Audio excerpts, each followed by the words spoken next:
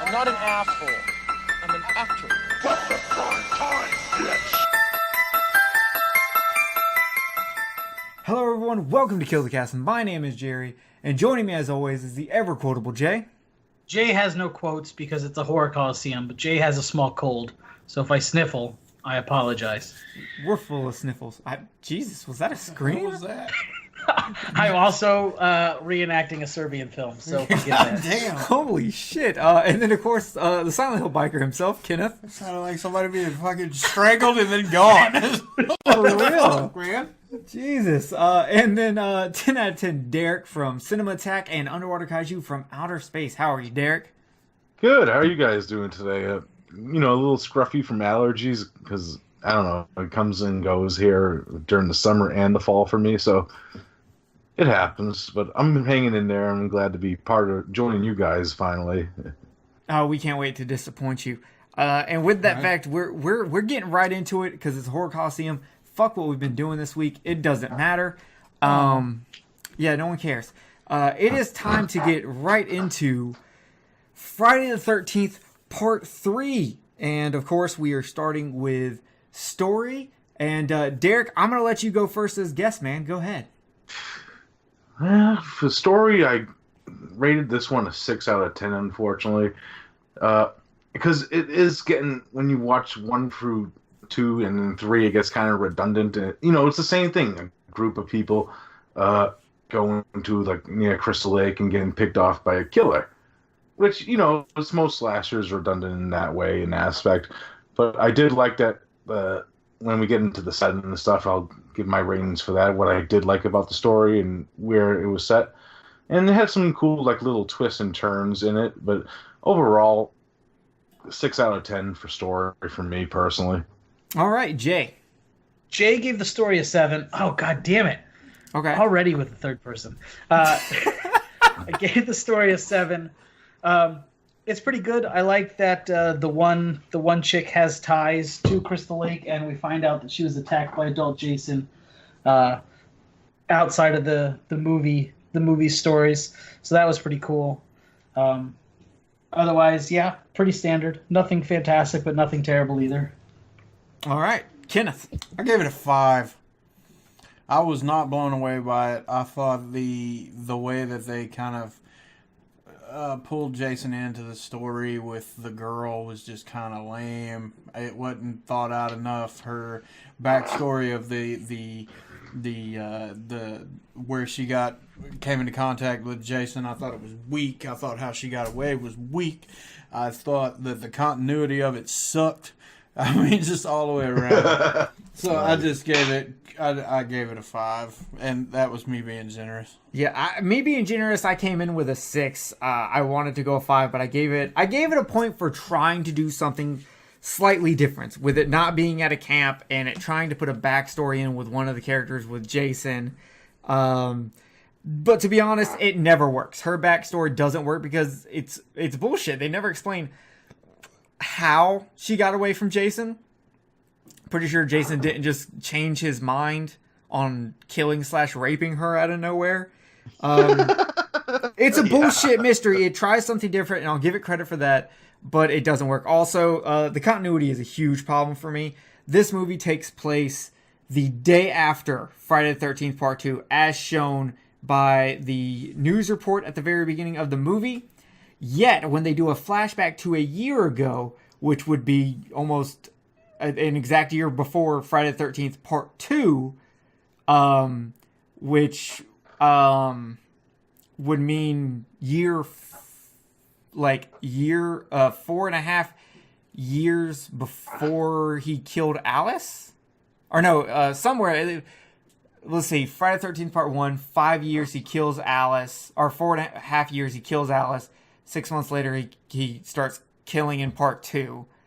So you go a year. So half a year before he killed Alice, he all of a sudden had no hair, is wearing the exact same jeans and green shirt that he got at the beginning of Friday the 13th Part 3 that he stole to change out of his clothes from Part 2 from.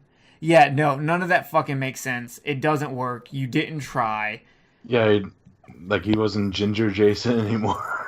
Right. Yeah, it doesn't fuck. I don't care that his face didn't look the same. I'm fine with that. But come on, you did a flashback and made him wear the same clothes that he stole from the beginning of the movie a year before the movie started. It just doesn't work for me.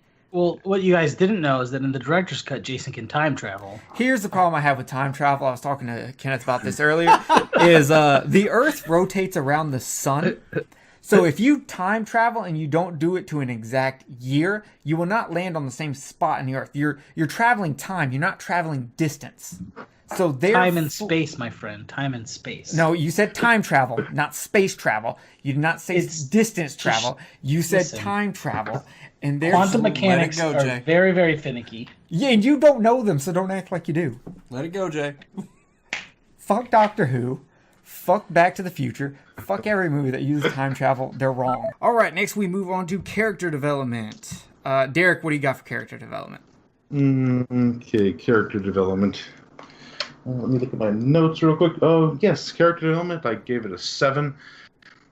There's some good character development with like the main set of characters, like Shelley and his, the love interest. I forget her name per se because it's been a while since I watched the film since we first prepped for this show. You know what I mean?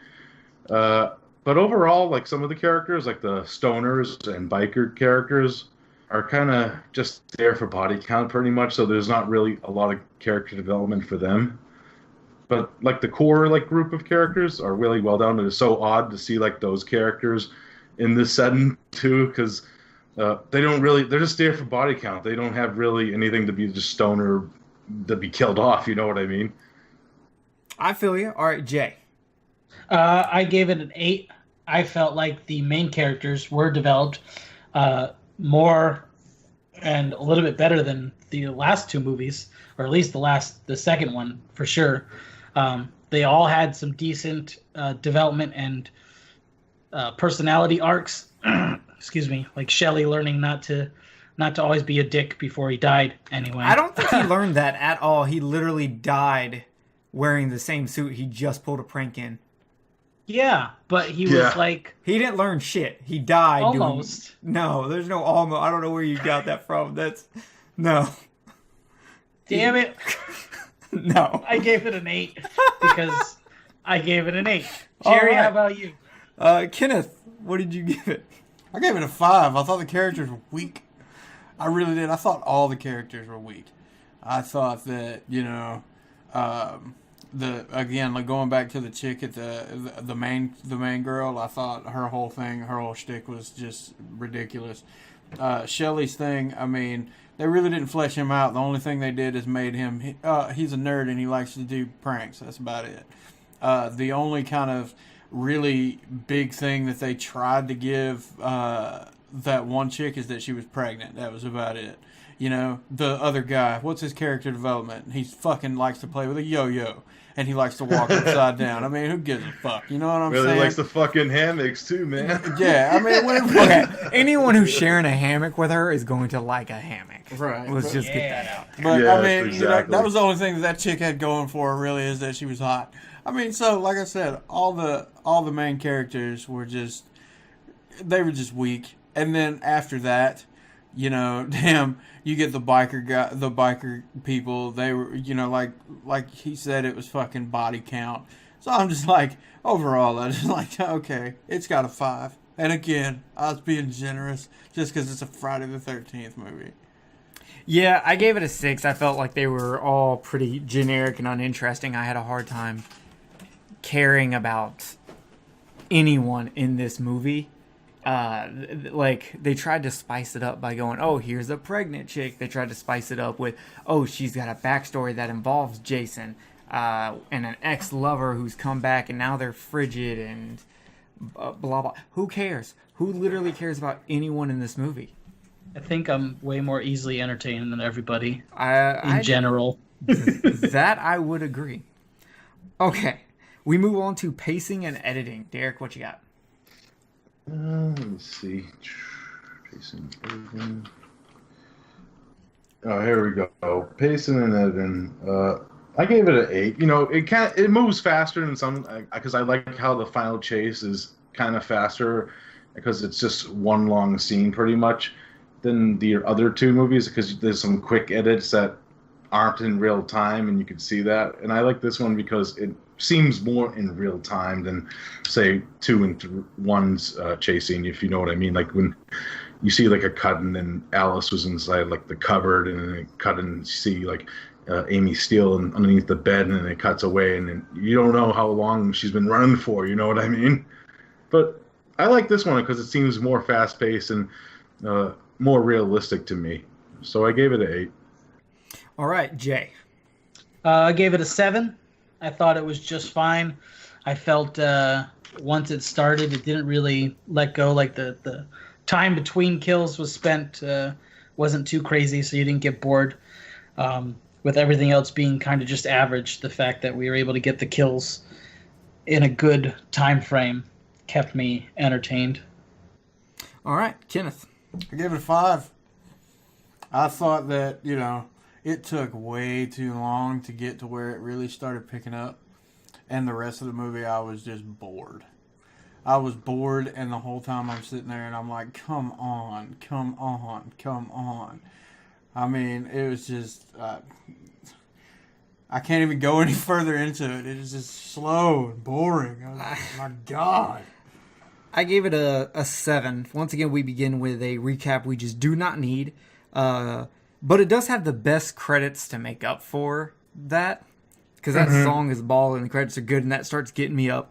The pacing could be faster, but I don't think it's quite as bad. I am bored through the movie, but I don't think that's the pacing's fault necessarily. I think it's more of just the movie's boring. And some of the editing does feel slightly weird to me, slightly off. Like the shower scene with her talking and then showing her outside of the curtain, for some reason, just feels off. Maybe it would have worked better if they would have opened the shower curtain so we could have seen her talk and other things. Yeah? Yeah. Yeah, really? Yeah, it would have felt more natural. Yeah, the movie wasn't boring, and you don't think it was because of the pacing. 2 people die at the beginning of the movie, and then it's just dragging its leg along. It is literally 40 minutes until someone dies again. And then somebody else dies, Really? and it swings its leg forward, and it's like, oh, I'm going to take a step, and then it starts dragging some more. Oh, God, it was fucking terrible. I think I'm going to have to agree with Kenneth. I should have not been as nice on that. I didn't get that feeling from it. I was way more bored with the second one than this one. I don't see how the second one has way more interesting things going on. Okay, we move on to atmosphere. Derek, go ahead. I gave it a 7. I liked. This goes into like the set and stuff too. Like especially during like the nighttime scenes, it's very atmospheric, especially with the barn and stuff. I like. When we get into the setting, I really like the barn setting, especially with the dark, and it adds tension and. Mixes well with the score and stuff too. That of course Manfredini scored. It all dwells into like a perfect like setting for a Friday the 13th film. But like I said, it's not higher because it's been done before. You know what I mean? Yeah, no, I feel you. Jay, atmosphere. 7. It was good. Wasn't bad. Just pretty average. Okay, Kenneth. I gave it a 6. There were moments where it was a little creepy. Like when Jason gets his mask. I thought that was kind of creepy, like seeing him just stroll up on the dock and stuff like that. What a po. Yeah. But other than that, I mean, there was just, I don't know. This one to me, it didn't have the usage of the angles and stuff like that. There was a point that Jerry brought up to me earlier today that I'm sure he'll bring up later that was really cool. But that's more to do with cinematography and how it was shot. But otherwise, it was just like, it just wasn't overall creepy to me. I mean, you know what I'm saying? I mean, I that's the best way that I can describe it. But I gave it a 6 just because there was a couple of moments that were decent. But the overall atmosphere of the movie was not creepy to me at all. Yeah, so I gave it a 7. Their atmosphere they were going for was obviously to bore you to death, and they 100% hit that. No, I'm just kidding. I did give it a 7 because the music helps it a lot. But it's actually what Kenneth just told me, mentioned is what? I was sitting there saying, the music added to the atmosphere a lot. It's the same shit. Exactly. What is not broke, don't fix it. It works for Friday 13th Oh, movies. oh no, it doesn't. Not for one that sucks. It doesn't do just good. 'cause It's the like movie putting good sucks doesn't- music over What? fucking. I mean, you know, Okay, but the music's still good. It if I'm still in the helps me bathroom out. taking a shit with a good metal song over the top of it, doesn't mean I'm doing anything different than taking a shit. That is not true. You probably would be headbanging, therefore creating emotion that would make it into a thing of beauty. Anyway, but the thing that I actually think helps the atmosphere a lot is something that it takes where it has these camera angles where it shows Jason walking off screen. And it's very creepy. Every time they use it, it's done very well, except for the one time that they have him just kind of leisurely strolling to the barn. That I was like, really? You couldn't make that like everything else and cut it like 3 seconds ahead of time so it just was him walking out of frame and being creepy?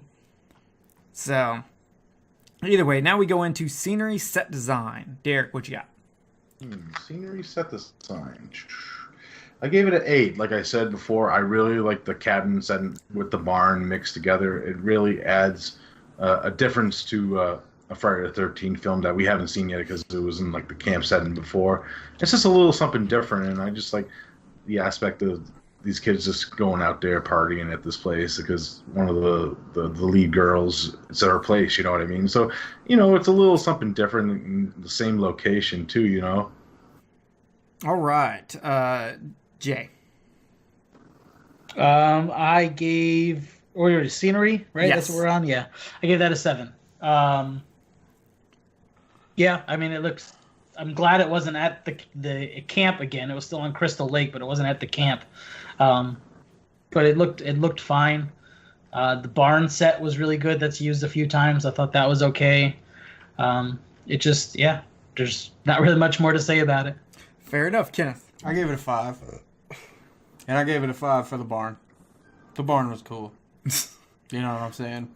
There really wasn't. Man, a you lake. really hate this game, don't you? Movie, not game.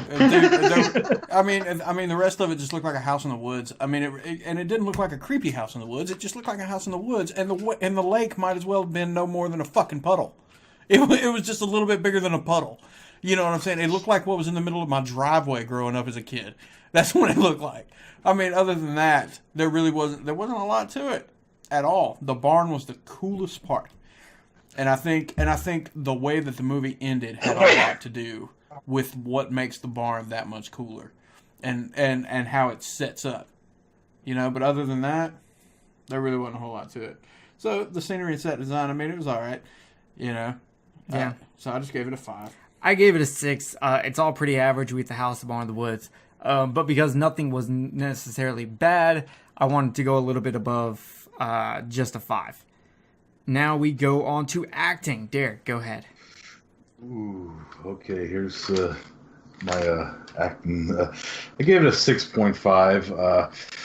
I like some of the acting better than others. Like I said, I'm not really as harsh on horror movies with acting because I watch a lot of like certain aspects of horror movies that like shot on video that have way worse acting than anything that we're going to be talking about tonight. So, Are you saying like, the acting in Crazy Fat Ethel isn't Oscar worthy? maybe in some categories, but yeah, I love Crazy Fat Ethel. Don't get me wrong. I like those. I love shot on video movies, but I rate those a little different than I rate real movies too. So, like the one character I did have a problem with was Chris's main boyfriend there, Rick. The way that he acts sometimes is like, "Oh, hey, what are you doing? Come on, Chris. Hi, guys. That's my car. You broke my car." You don't play fair, do ya? Exactly. It's like he was the maid problem. Like the stoner guys are okay because they're playing stoners, and the bikers are bikers, They play their parts well, and Shelley was fucking there to fucking annoy the fuck out of you and annoy everyone else there, so he did his character well, so that's all I gotta get back say. together while I wear this flannel shirt and sweater. I could have been with this other blonde whore this weekend, but instead I'm pushing hay with you. Woo! And if I tell you that, it'll help me get in your pants. I'll throw you my wallet. Oh my god. Anyway, Jay, acting. 8. I thought it was fine. I guess I don't have as critical a brain as you guys. None of it really bothered me. I thought everyone did a fine job. Okay, Kenneth. I gave it a 6. It was alright. You know what? I gave it a 6 also, and here's my extremely long notes about it. Their acting is meh. Anyway, special effects. Derek, go ahead. SFX, I gave it a 6. Some of the effects, due to like the way that they shot this in 3D, of course, originally kind of look cheesy, especially when you watch it on Blu-ray. They're very rubbery. It's very noticeable. But some of them are okay. Like even like the prank ones that Shelley does on himself were pretty okay looking. Like some of the slits were decent. But some of like when Rick's eye pops out, it's fucking. You can see like the fucking spring come out.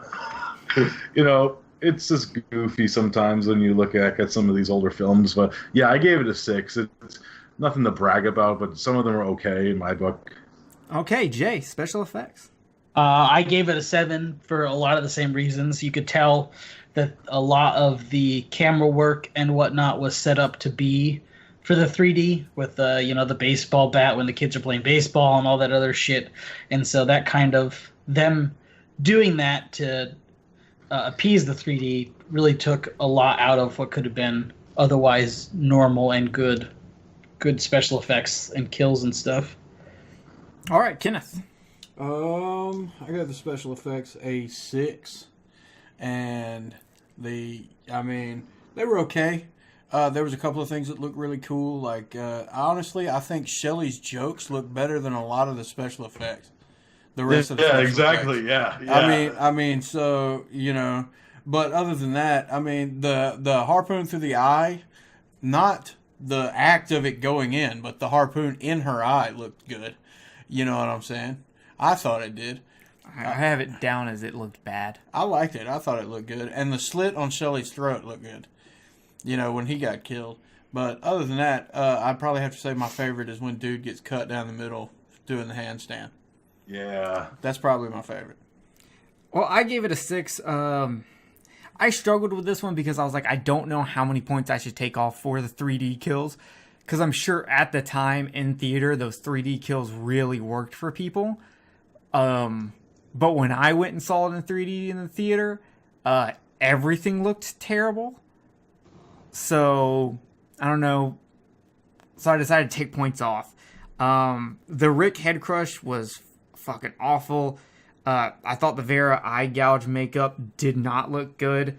The Chutz split looked a little weird, but the after effects of him up in the ceiling with him split in half and the blood, that looked so good that like 5 of the points come just from that, and the other 1 point comes from when they cut off Ollie's hand. So, Poor Ollie. Yeah, poor Ollie. Finally get a black guy in here and he's a thug. Kills and gore. Go ahead, Derek. Like I said with the gore of this film, some of it seems a little rubbery, but then there's some kills that are kind of off screen that kind of hurt the movie too. They could have been fucking awesome kills and they cut away too far or don't show some of them per se. That kind of hurt it. Like I said, it all plays into the special effects too, so I just gave that a 6 also. All right, Jay. Kills and gore. I gave it an 8. I thought, despite the poor effects in some situations, that the ideas behind the kills were pretty good. I like the dude getting folded in half and then being stuffed into the rafters above the chick's hammock. I thought that was pretty cool. He uses the pitchfork a bit in that one. I think he kills 2 or 3 people with the pitchfork, right? I know he pins one of them to a wall. That was fun. I think he kills 2 people with a pitchfork. Okay. But overall, I enjoyed the ideas behind them. Whether or not they were executed well is another story. Fair enough. Kenneth, kills and gore. I gave it a 7 because the idea behind the kills were inventive to me. Like, the eyeball coming out and stuff like that. I thought the idea was cool, but they just weren't executed well at all. You know what I'm saying? So, that was probably my biggest gripe, is that the idea behind them was good. Fair enough. I gave it a 6.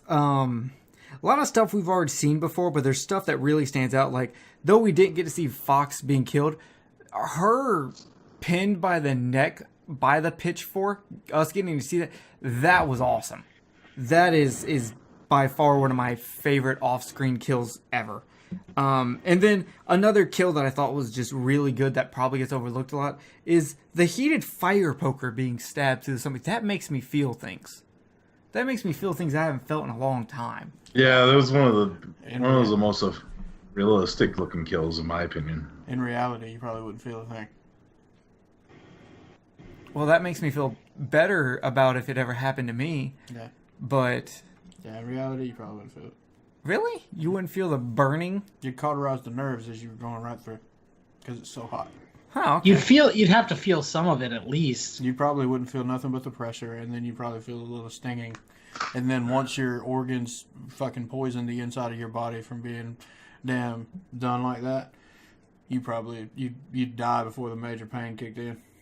Okay, Damn, well, I've new decided podcast idea. If I'm gonna die, heated instrument through the belly. And it's just going to tell us how you would actually get hurt Yeah. if Jason tried to kill you. We'll do all the movies and every single Dude, kill. Honestly, that's probably one of my biggest problems with every Friday the 13th movie is that I feel like some of these ways that people just get killed and die instantly, like the biker guy that took the pitchfork through the belly. I honestly do not think that dude would have died that fast. I don't. Maybe he just passed out. And a lot of And then times, you died know what later. I'm saying? Like, when they take axes to the face and shit like that, then obviously, yeah, they're probably going to die instantly. But Except Jason, who takes an axe to the face and keeps Yeah, going. yeah. 10,000 machete. He's got that Neanderthal skull. It's really thick, so... But, you know, like taking a knife to the belly, you probably are not going to die that fast. You're not going to die instantly from a knife to the belly. I feel like this is like the same conversation we had during the Prowler, where the guy. Well, I mean, that's stabs. probably so, but it's one of those things that you just kind of deal with because it's in every single movie. But I just don't think people will die that quick. I mean, you hear stories on like Rescue 911 of a motherfucker taking a survival knife to the skull and he lives through it. That's true. He puts on a hockey mask and kills teenagers. Yeah. Okay, so monster/killer. Derek, what you got? Gave him a 7. Personally, Ted White and Steve Dash are better Jasons, in my opinion. But Richard Brooker as Jason does a pretty good job. He sets up the movements with the mask pretty well when he gets the hockey mask. And he does okay with the role. And I like when he's in the final chase and he comes through that fucking window. He's fucking belted and shit. You know, I like him. You know, he's all right. He's an okay Jason, in my opinion, in this one. You know, like I said, some of the aspects of his makeup are kind of weird looking, per se. It looks more like he would have probably did in part 1 than you did in part 2. But overall, he was okay in the role, you know? All right, Jay. I gave it a 9, and I gave him a 9 because he's Jason. And this is Jason, like, coming into his full Jasonness with him just using whatever the hell's lying around to kill people.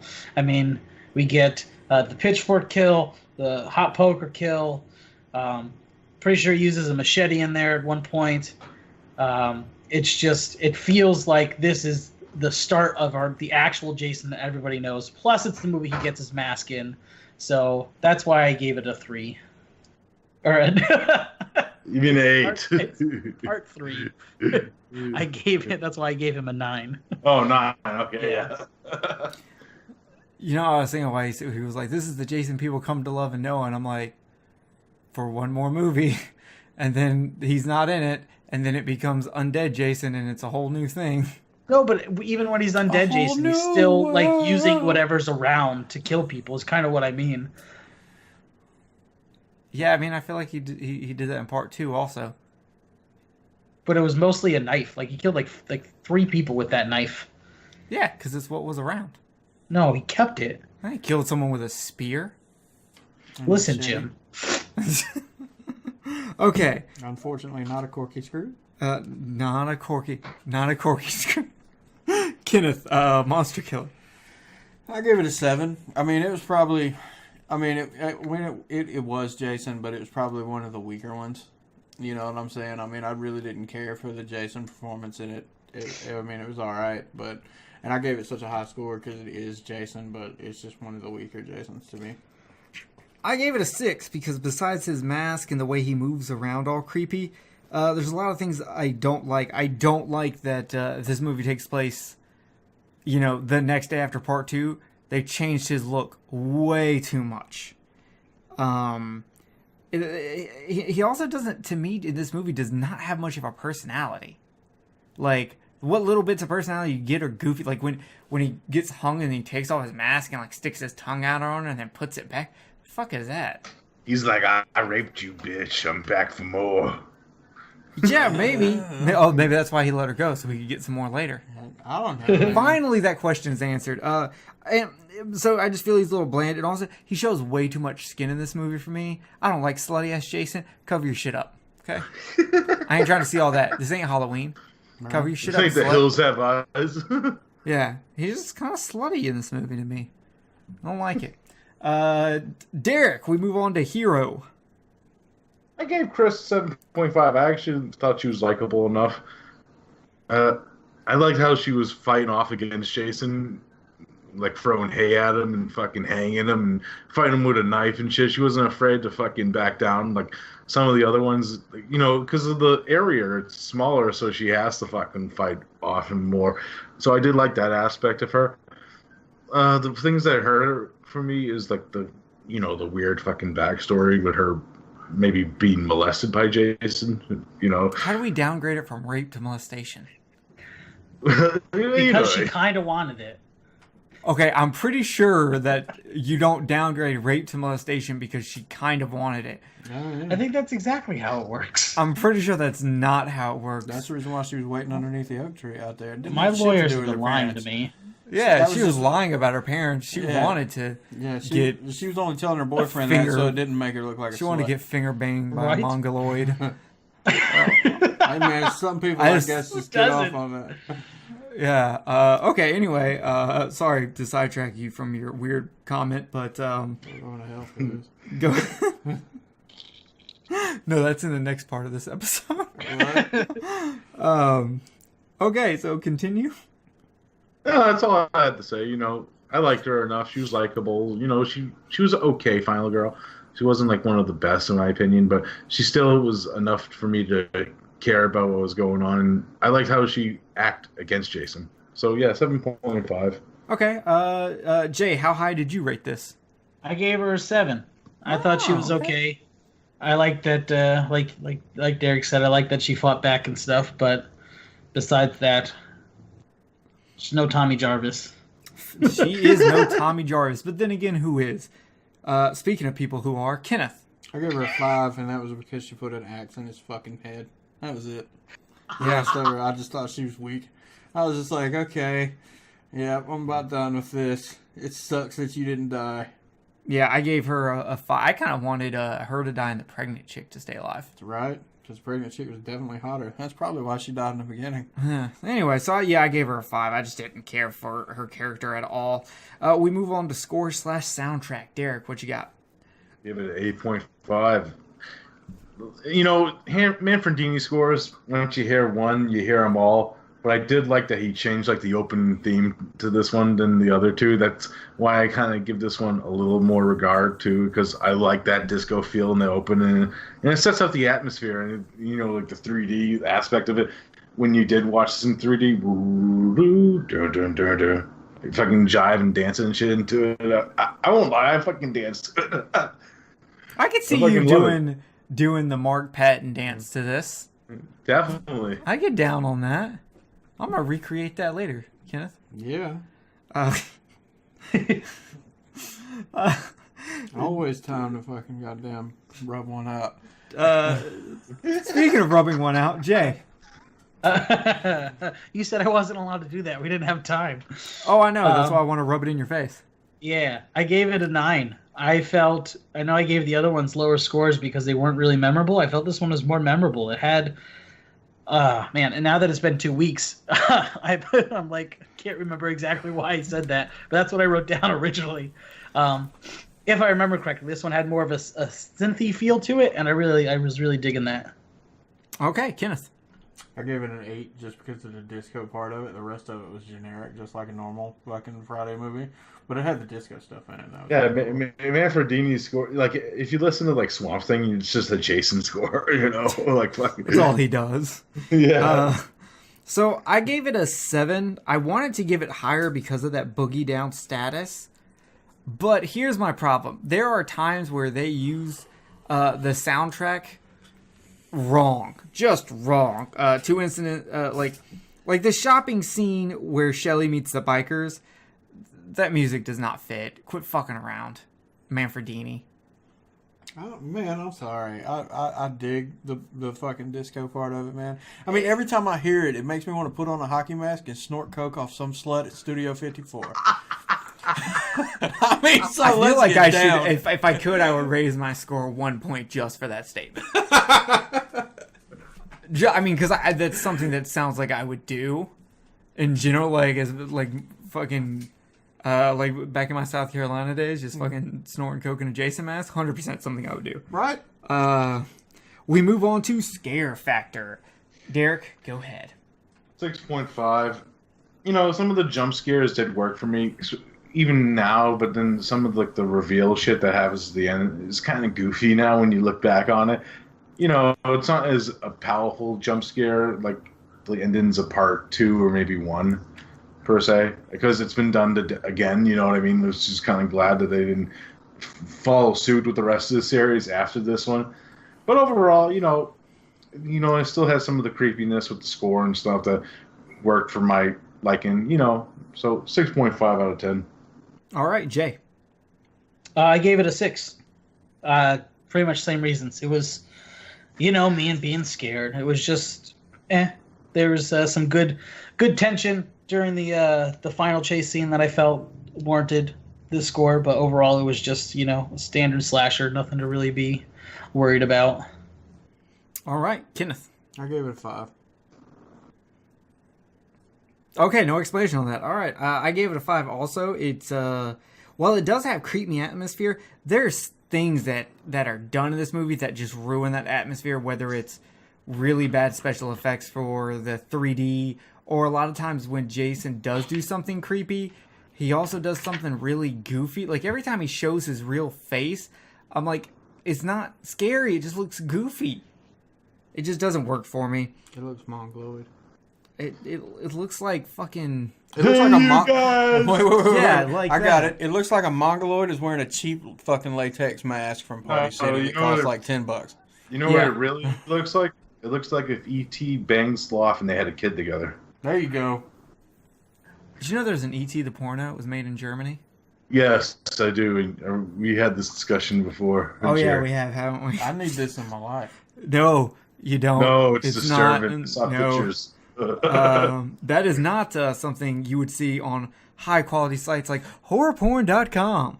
You know it costs $40 a month for horrorporn.com? That's why we gotta reach out and get them to sponsor us. Because I was thinking about signing up for them today until I got to that page, and I was just like, man, that's I mean, a they good put out chunk of high-quality change. stuff. They do, but it's like, I think... How many times am I gonna beat off to, you know, female Pinhead? Oh, they got one with a killer vagina on it now.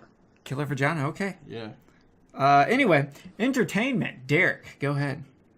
Entertainment. This is kind of shocking the way that it goes, but I highly enjoyed this one, so I still give it an 8 out of 10. Like I said, I do have faults with it, but they're not enough to keep me engaged in the story and stuff. Because of the pacing that I didn't really have a problem with the pacing of this one for some weird reason. That's just me, though. That I enjoyed this one for what it is, so I give it still an 8. You know, it has some fun, goofy shit in it too that makes me laugh, like fucking Shelly and shit. I like Shelly. He's fucking funny because he's kind of like Shelly me is in a way. you with an afro. Definitely.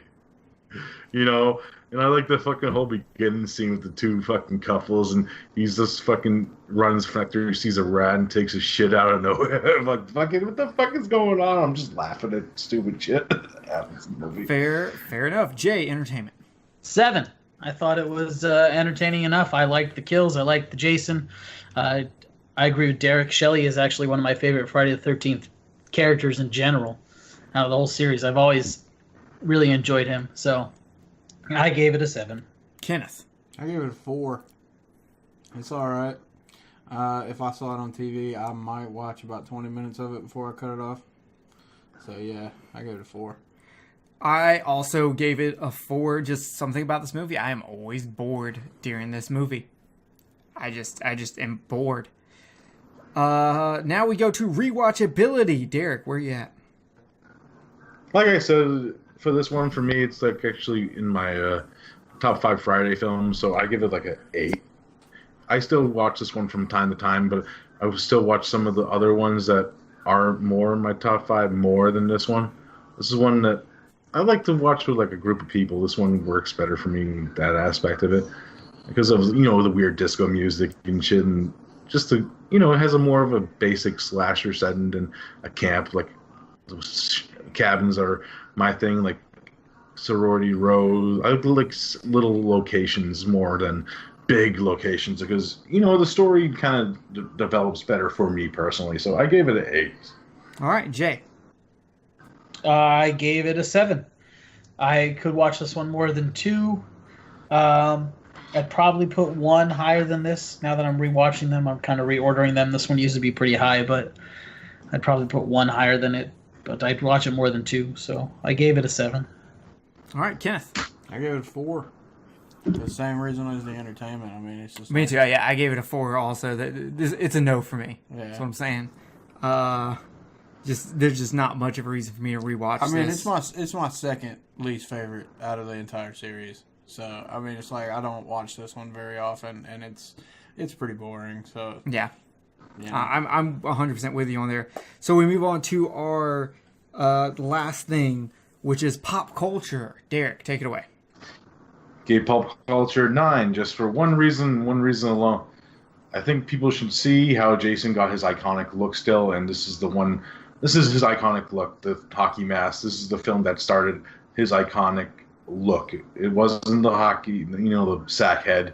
This is the way that we all remember Jason with the hockey mask. This is the same reason. It's just the start of an iconic figure that he would become, you know what I mean? So I still think that people should still see it and know that everyone, pop knowledge, which movie that Jason got his hockey mask in, part 3. Yep. You know? Jay, what do you got? I gave it an 8. Same reasons. It's the one he gets his mask in. That's our iconic face. We were talking about this in one of our groups the other day, that Jason is kind of the face of slashers, and it's a face covered by a hockey mask, and he gets that hockey mask in this movie. So, all right, Kenneth. I gave it a 9 for the mask. Okay, I gave it a 10 for the mask. I thought it's like the series is represented now by that mask, and I'm kind of shocked everyone didn't give it a 10. I can't think of another thing in this series that is more iconic in pop culture for Jason than his mask. The only reason why, but it's the entirety of the movie, not just the one thing. So Jay, all of the points. Yep. Literally, Kenneth was talking. Oh, sorry. Hold on. The only reason why I did not give it a 10 was just simply because of the fact that I wonder, outside of horror fans, how many people could tell you which movie he got his mask in. That's a valid point. Jay, what was your point? Just that they know the mask, but they don't know anything else about the movie. The popularity comes from him having the mask. But if you were to ask them to tell you the plot of part 3, even the ones who know that's where he gets his mask, they probably wouldn't be able to. We're rating the whole movie, not just him having the mask, in my opinion. So yeah, that's pretty much, Jay just pretty much extended out what I just said. Yeah, that's the only other reason. Yeah, like, so they probably wouldn't know who he got his mask from unless you were like a diehard horror fan, or exactly the same reasons. They would just know that this is the one where he did get his mask. That's valid, but as I said in Friday the 13th Part 2, there were certain things started in that, like throwing someone through a window, or Jason jumping through a window, that become iconic in the series, and since it came from that movie, I had to give it extra points for that. So I'm going to stick with that logic, and I still feel very comfortable with my 10. Well, even with your logic, I mean, that's still the reason why I gave it a 9. I mean, yeah. You know what I'm saying? I mean, his hockey mask is one of the most iconic things. It's just that normal, everyday people probably don't know that Friday the 13th Part 3 is which one he got it in.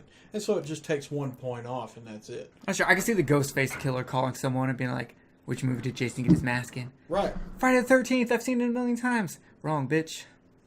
I can see that. Okay, so that breaks down our scores to, I gave it a 91. Kenneth came in at the lowest with an 87. Jay came in the highest with 112. And Derek came in at 109. So, I mean, 2 scores over 100, 2 scores under 100. You definitely tell where we all lie on that. So next we will get into A Nightmare on Elm Street Part 3, The Dream Warriors. Alright, so A Nightmare on Elm Street Part 3, Dream Warriors. We're starting with story. I gave it a 7. The story is actually good, but the execution isn't fully there for me.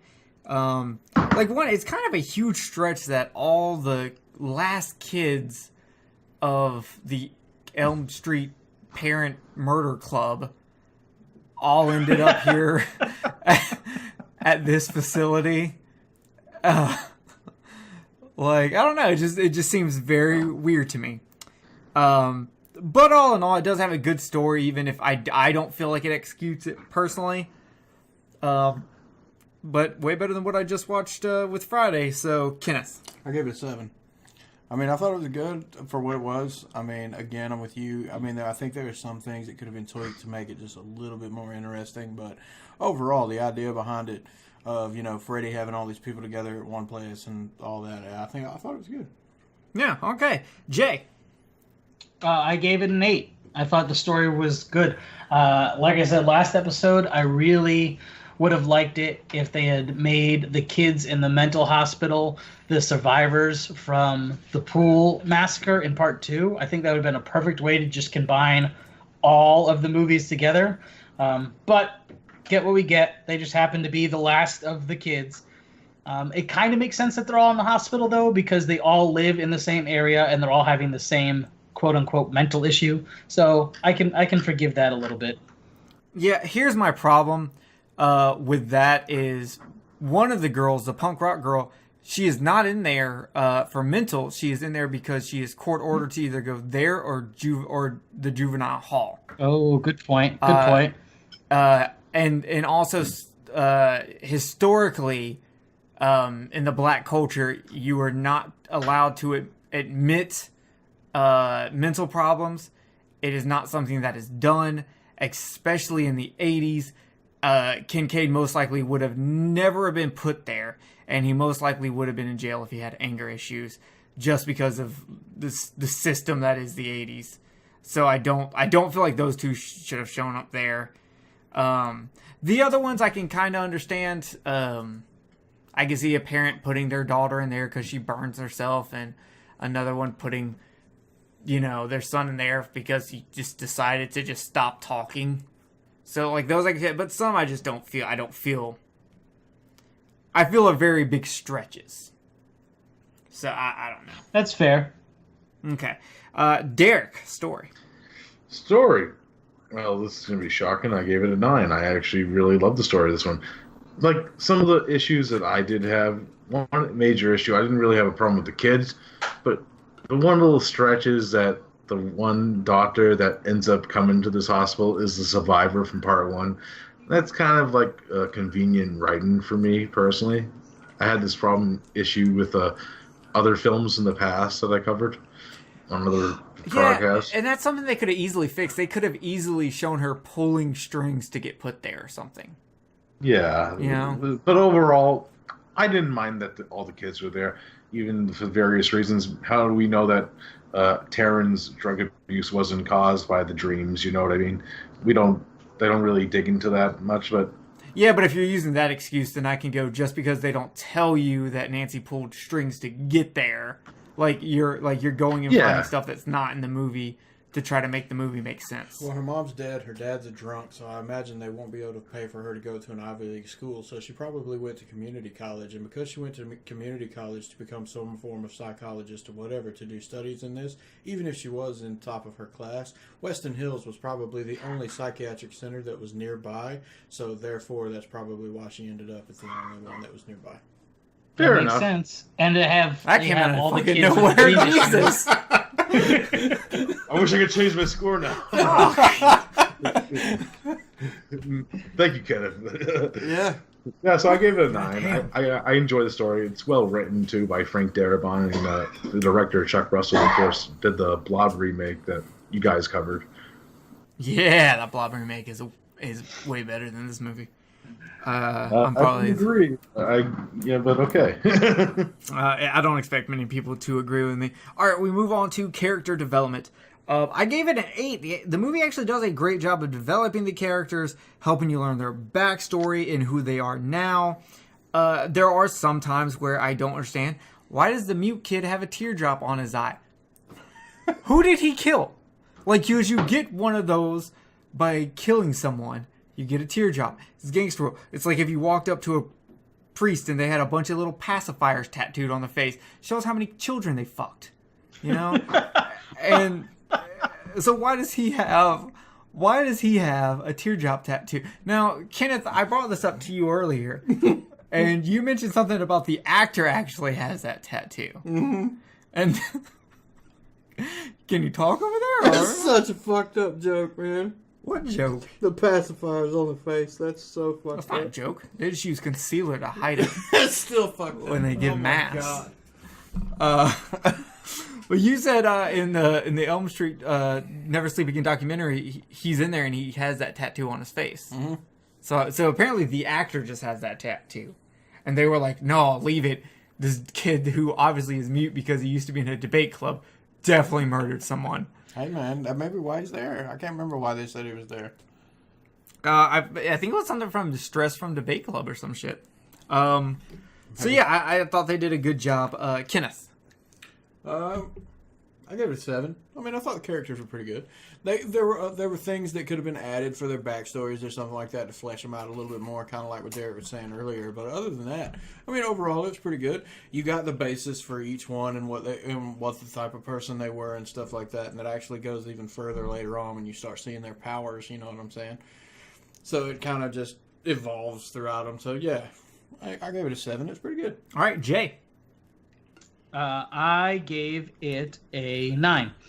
I gave it a Inches. 9 because I really liked all the characters. I thought we got that small scene of exposition where Morpheus is introducing Nancy to all the kids, and they Okay, Morpheus. Okay, the Yeah. rule is you Also, do not fun talk about fact a worse that, if movie. you watch the opening credits, his name is Larry Fishburne, so it's before he changed it to Lawrence and started going by that. All right, Jay, the rule is you don't reference a worse movie while talking about another movie. I will kill you.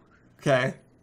Anyway, we got the exposition out of the way really quickly and in a way that makes sense for the story, because there's a lot of times where the story writers don't have the ability to give us good exposition and they just kind of dump it on us. And this at least made sense. She's being introduced to all the patients, and he's rattling off all their issues.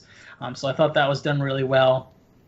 That plays into how Freddy kills them later down the line, so it worked really well, I thought. And I just, being a mental patient myself at times in my life, I sympathized and connected with these guys a lot more than other horror movie victims. Fair enough. Derek. 8.5 I gave for character development. Like I said, even though some of the characters that we don't get to see, like, all their backstories, they do give a little hints, like the one girl that was burned the cigarettes on her arm. She wanted to be like a TV star. I did like that aspect. The one kid liked to do like pottery, like make puppets and shit, but he has to make them out of certain other woods because he used to be a cutter or something, or they're afraid he's going to cut himself, and he's a walker. And they give a little enough there with their backstories that makes me care about them. And one character that I really like in this movie is the development of Dr. Gordon, because he comes as a skeptic to fucking believe in this shit through the movie. You know what I mean? I just love his reaction through the whole movie. Like, oh, I think you're like when Nancy's giving that monologue. Oh, you sound like Peter Pan. Fucking, I was dying laughing at that scene. But fucking, then he starts believing in shit, and he goes and fucking does what he does at the end of the movie. So I really like the development of this one. All right, we move into pacing and editing. I want to throw this out there at you and see how any of y'all feel. Think about it, though, okay? They're in a mental institution because they are mental patients. But if you look at this story and what they're going through, technically, they don't really have mental problems. They're dealing with things about Freddy. Exactly. Yeah. But that they're Because presenting as mental problems in regular world. right, but the thing about it is that it's not though. They don't have mental problems. Like what's her the main character, Patricia Arquette's character. She didn't really try to kill herself. It just looked That's like true. she did. That's true. And she was sleep deprived because she didn't want to go to sleep because of Freddy. Damn, the only person that seems like they've got a legit problem is the drug addict girl, because every other one... Though you could say she was probably taking the drugs to not have to deal with Freddy. You could. And so that's another one right there. So think about it. Each one of these people, the reason why they're there is because of Freddy, not because they actually have a genuine mental problem. What about... Do they ever say why Kincaid is actually in there? No. Because I just always assumed it was anger problems. Anger issues. Maybe. But he may be the same thing, lashing out. Well, he's probably lashing out because no one fucking believes him, because they all think Okay, fair enough. So, I mean, that does bring up an interesting way of looking at it. It does, but I'll say that's inferior to relating the mental problems of part 2 and how it does it. It's not as good. What made me think about that is when Jay said that he related to him because they have mental issues, because he's had mental issues in his life. Mental patients. But that's what made me think about that. However you phrased it, Jay, is what made me think about that. So That's Jay, fair. you don't have mental problems. You just have to deal with Freddy Krueger. Right. You That's need to take true. care of him. It's man. just the dream demon. Yeah, just go That's fucking... it. Bipolar solved. Yeah, go fucking fight him, Hell you yeah, pussy. dude. Okay. Pacing and editing. This movie started off moving and kept going all the way through, and I really cannot blame my waning interest as the movie continues on the pacing and editing, so I didn't want to go any lower than a 7. Kenneth? I gave it an 8. I thought it moved pretty quick. I mean, once everything got going, and it didn't take long for it to get going. You know what I'm saying? I mean, everything moved along pretty good, and when you didn't have your killer stuff going on, the stuff to flesh out the storyline with Nancy and everything else like that was pretty steady. So I gave it an 8. I thought it was good. Okay, Jay. I gave the pacing a 9. I know I'm a little biased when it comes to this movie. I honestly tried to watch it as unbiasedly as possible, but the fact that I'm not as critical in general as a lot of people who review movies, and the fact that it's one of my favorite movies of all time. It's in my top 10 favorite movies of all time, and it's my number 1 favorite horror movie of all time. So I take my scores with a small grain of salt. But I didn't feel like there was any issues. I felt it goes and it goes and it goes, and it's just everything is very well paced. Okay, Derek. I gave it an 8 also.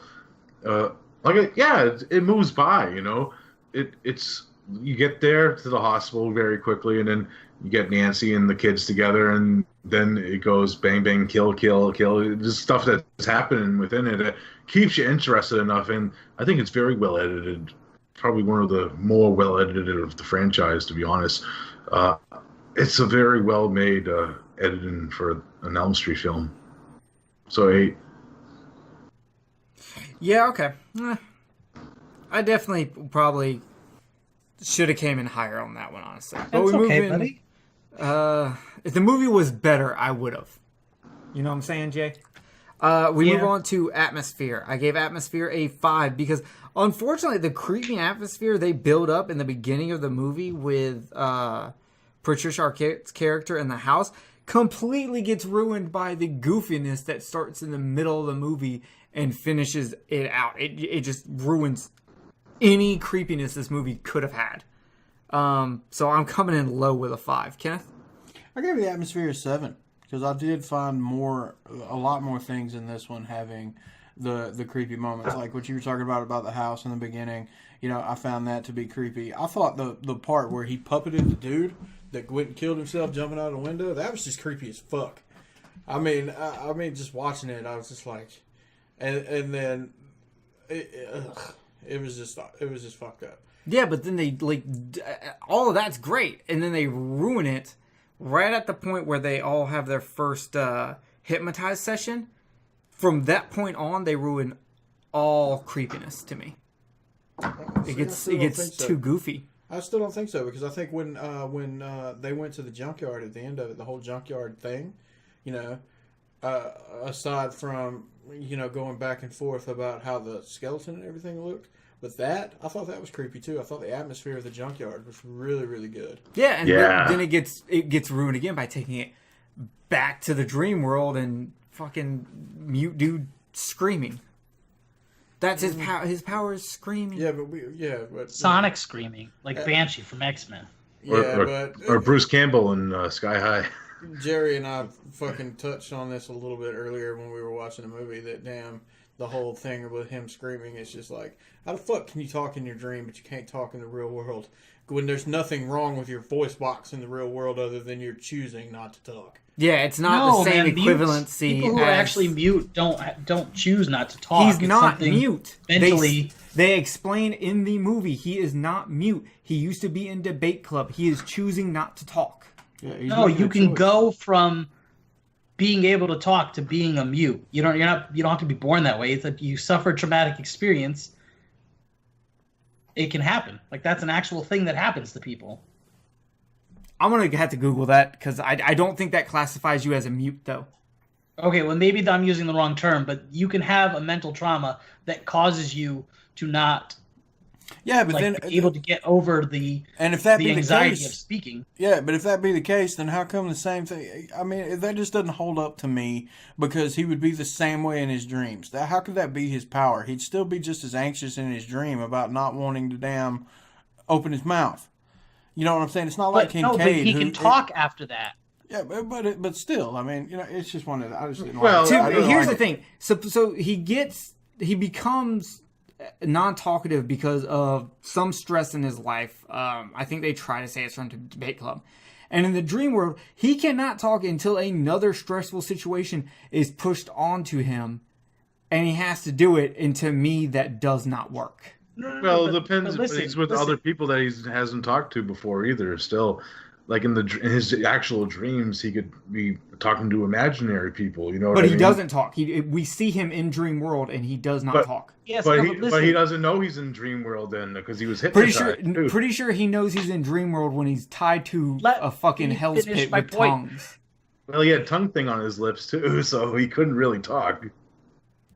Okay, what's your point, Jay? From the point that he screams and discovers his dream power, he's able to talk in both the real world and the dream world just fine. He gets over his problem at that exact point. What does that have to do with what we're talking about? Because you said, how come he can talk in the dream world but not in the real world? I'm saying from that point on, from the point he gets his ability, he is able to talk normally in both the real world and the dream world.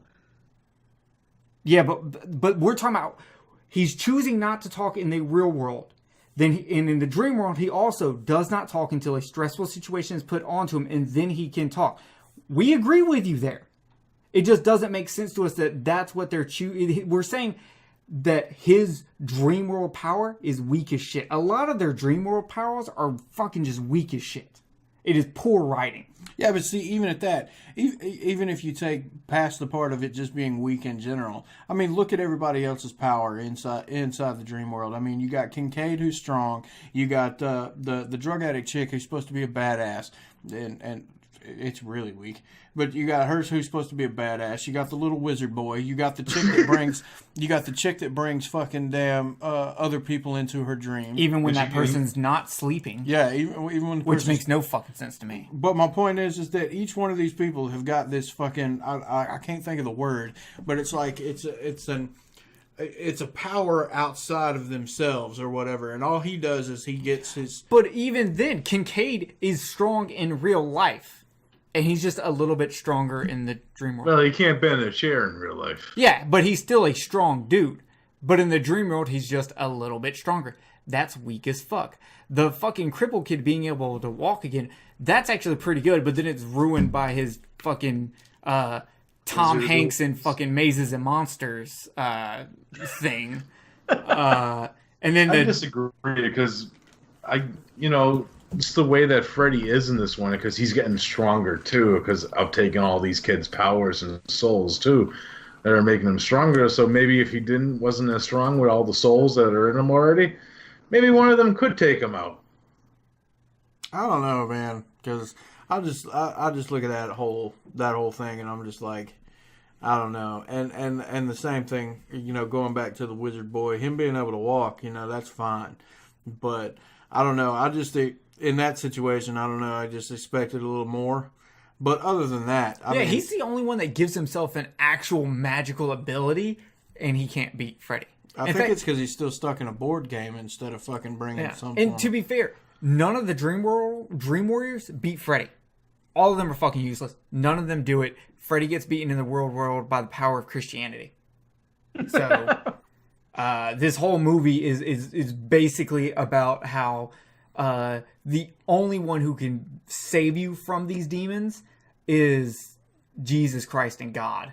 And anyone who thinks otherwise and thinks they can do it with an inner strength that they think they have, they're wrong. Because no one beats Freddy in this movie except for the guy who throws holy water on his fucking bones, buries it, bless it with a cross because he's listening to a nun.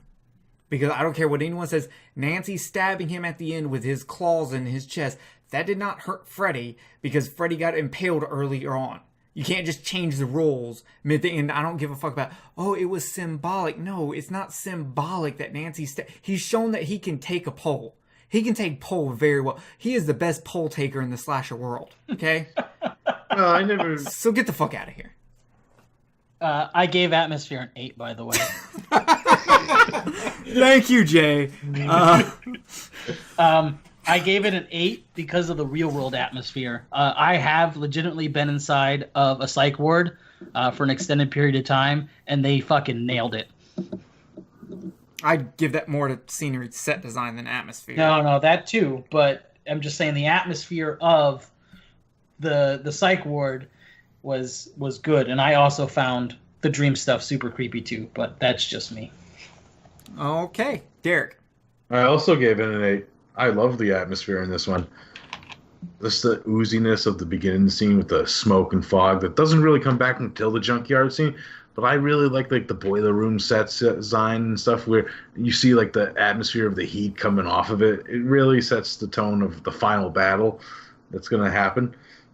Yeah, so I give it an 8. Yeah, the final battle that does nothing.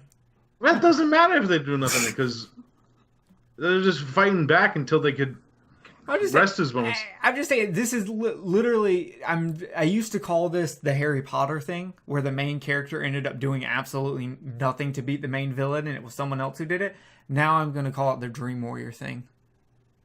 Yeah, I'm stuck whatever, on this. man. Yeah, it's an 8. Okay. I give it an 8. We move on to scenery and set design. I gave this a 9. Between the hospital and the dream world, and then the inside of Nancy's house, everything is dope. Everything is done perfect. Scenery and set design. So there's the only reason I just don't give it a 10 is because I guess I kind of expect Nightmare on Elm Street to do this, and at no point am I ever like, wow, like it's just kind of standard for them. I don't like. So I can see someone giving this a 10 though, but I'm sticking with my 9. Kenneth. Gave it a 9 also. The fucking sets were amazing. I love the junkyard. The Freddy Krueger's lair, boiler room / whatever looked awesome, especially if you look closely. There's damn bones everywhere. Like, there's skeletons inside the walls. If you look down inside the hole where fucking, what's his name, is tongued up. Did you look, are they adult skeletons or child skeletons? Because, like, when you look in the furnace, yeah, that's burning back there, they're child skulls. Ah, okay, that's a good touch right there, because I would have been kind of pissed if you would have been like, no, they're regular adult size. I'd be like, okay, he wasn't going around killing adults. He went and bought those at fucking Party City and just threw them down there to look cool. Yeah, I mean, the sets were really good. Well, that's dope. I like that then. Jay. 9. For the same reasons that I gave Atmosphere an 8. Again, they nailed the fucking psych ward. The boiler room, the house, the junkyard, like I'm just gonna echo what you guys are saying. So yeah, 9 or 8, whatever I said. Yeah, I'm also at a 9. Okay, 9's all around. Has that happened before? Have we all rated the same category, the same thing before? Mm-hmm. We have? Okay. I'm sure on a episode of Horror Coliseum. I don't know about this episode. Well, no, obviously not this episode. I'd remember if we did it on this episode. I'm I think dumb. we I'm come not in that somewhere dumb. with the same score and fucking when we did the twos. Okay. All right, we move on to acting. I gave this a six because all the acting is good, but it's ruined by how bad of an actress Heather Langenkamp is. I really would have taken off more if it wasn't for everyone else being so good. Heather Langenkamp is a terrible actress. She is terrible in Nightmare 1. She is terrible in Nightmare 3. I fucking can't. I just can't. She's awful. Kenneth. I give it a 6 also. I mean, you know, like I said, the characters were fleshed out really well, but the acting just was not that great. Yeah, Heather couldn't even fucking die in Dreamworld with her mouth shut. Well, you know, the whole time I look at her, I just think about putting my dick in her mouth, and it'd be fairly easy to do. Yeah, but she'd probably be bad at acting like she enjoyed that also. Mm-hmm. Jay. I gave the acting an 8. Nancy is better than she was in the first one. She's not perfect, of course, but everyone else was really good. So that's where it landed for me. I think the only reason people think she's better in this one is because she gets less camera time. That's a possibility. It'll be really interesting to see what happens when it comes to New Nightmare. That's true, because if she ain't learned how to act better in 10 years, I'm going to have a real problem. Derek, acting. I also gave the acting an 8. I have no problem with the acting in this movie. Like I said before, though, I watch movies with way shittier acting than this one, and the acting in this one, they're believable as the characters that they're portraying. Even Heather Langenkamp, who I actually enjoy in part 1 also, and I always enjoyed Heather. She's one of my favorite screen queens. I really enjoyed the acting. Like Kincaid, actually, I think same year, maybe he was in a shot video film called Death by Dialogue, Ken Sago's. He was okay in that. He was one of the better actors in that film. He's believable as Kincaid. They're all believable in their roles. Jennifer Rubin, of course, played Taryn. She was believable. She was acting all sketchy and shit, like wanting drugs and shit, you know. But overall, yeah, 8 out of 10 for me. Man, you brought up the Taryn chick, and it's just like that scene where she's where the orderly with the keys comes up and you know is trying to get her to come and get fucked up and whatever else. I just did not believe it from her end. I believed it from him. He looked like he was that creepy fucking dude, but from her end, I just didn't believe it. You know what I'm saying? Especially when she like yells out that "fuck off." I was just like, man, that was weak. That was fucking weak. It's actually weird because she actually plays a character similar in a movie called Bad Dreams, which is kind of a Dream Warriors ripoff. Did you guys ever see that one? No, I've but now I never need seen to. I heard about it, though. I've never seen it, but now that you said it's a Dream Wars ripoff, I probably won't. Oh, it's fucking awesome. Richard Lynch is killing people. Fuck Richard Lynch. Who gives a shit? No one knows who Richard Lynch is. I Well, don't. on the 22 shots. They don't know. Moods knows. No one else knows. Everyone knows who Richard Lynch is in the horror genre. Kenneth, I don't. Who is Richard Lynch? I'm gonna I look know him who up. he is now. Because you Googled it, didn't you? Yeah. God damn it. Anyway, okay. Special effects. I gave the special effects an 8. With the shout out being Philip's vein puppetry. That was just absolutely amazing. Unfortunately, when it comes to the skeletons in Jason and the Argonauts look better now than this does. And those were in fucking daylight. But the special effects in the movie are very solid. I'm sure y'all will go into more, so I just really wanted to shout out the puppetry one. Kenneth, special effects. I give it a 9. I thought the special effects were awesome. You know, I like the way that Freddy looked. You know, I like the way they did his face. I thought that was pretty good. The scene with the fucking big worm that, you know, if you watch the documentaries, originally looked like a penis. That one was, I thought Freddy that one was penis. really good. Especially when you see it like eating her. You know what I'm saying? I thought that was good. Those were really awesome. The holes in her arms, you know, that look like mouths. Yeah, those were creepy. Yeah, that was pretty insane. The chick going into the TV was great. I mean, that was so good. Just all those kills get ruined for me because they do some dumb shit like Taryn with Freddy going, let's get high. I'm just like, that just doesn't look right to me. I don't like one-line Freddy. I don't like the primetime bitch. I don't. I'm just like, ugh. Oh, that's classic. I love the Welcome to Primetime. I just don't like it. And I think that's part of the reason why I've never been able to get into Nightmare on Elm Street. I don't like his one-liners. And I like the little puppet. The little puppet that. That was easily one of the best parts in the movie. Yeah, that was really good. I wish they'd actually done more with Puppet Freddy than just have him, cut himself down. Yeah, can we get a Puppet Master Nightmare on Elm Street crossover? Can we get Andrew Toulon creating Freddy as a puppet? That'd be pretty cool. But like I said, he just walks to the end of the bed and he grows. That's it. The puppet really doesn't do anything other than cut himself down, and I'm just kind of like, oh. You could have done so much with that. Yeah, but that stop motion takes a lot of fucking time. I don't give a fuck. They did a lot of that skeleton, and that skeleton did not look anywhere near as good as that puppet did.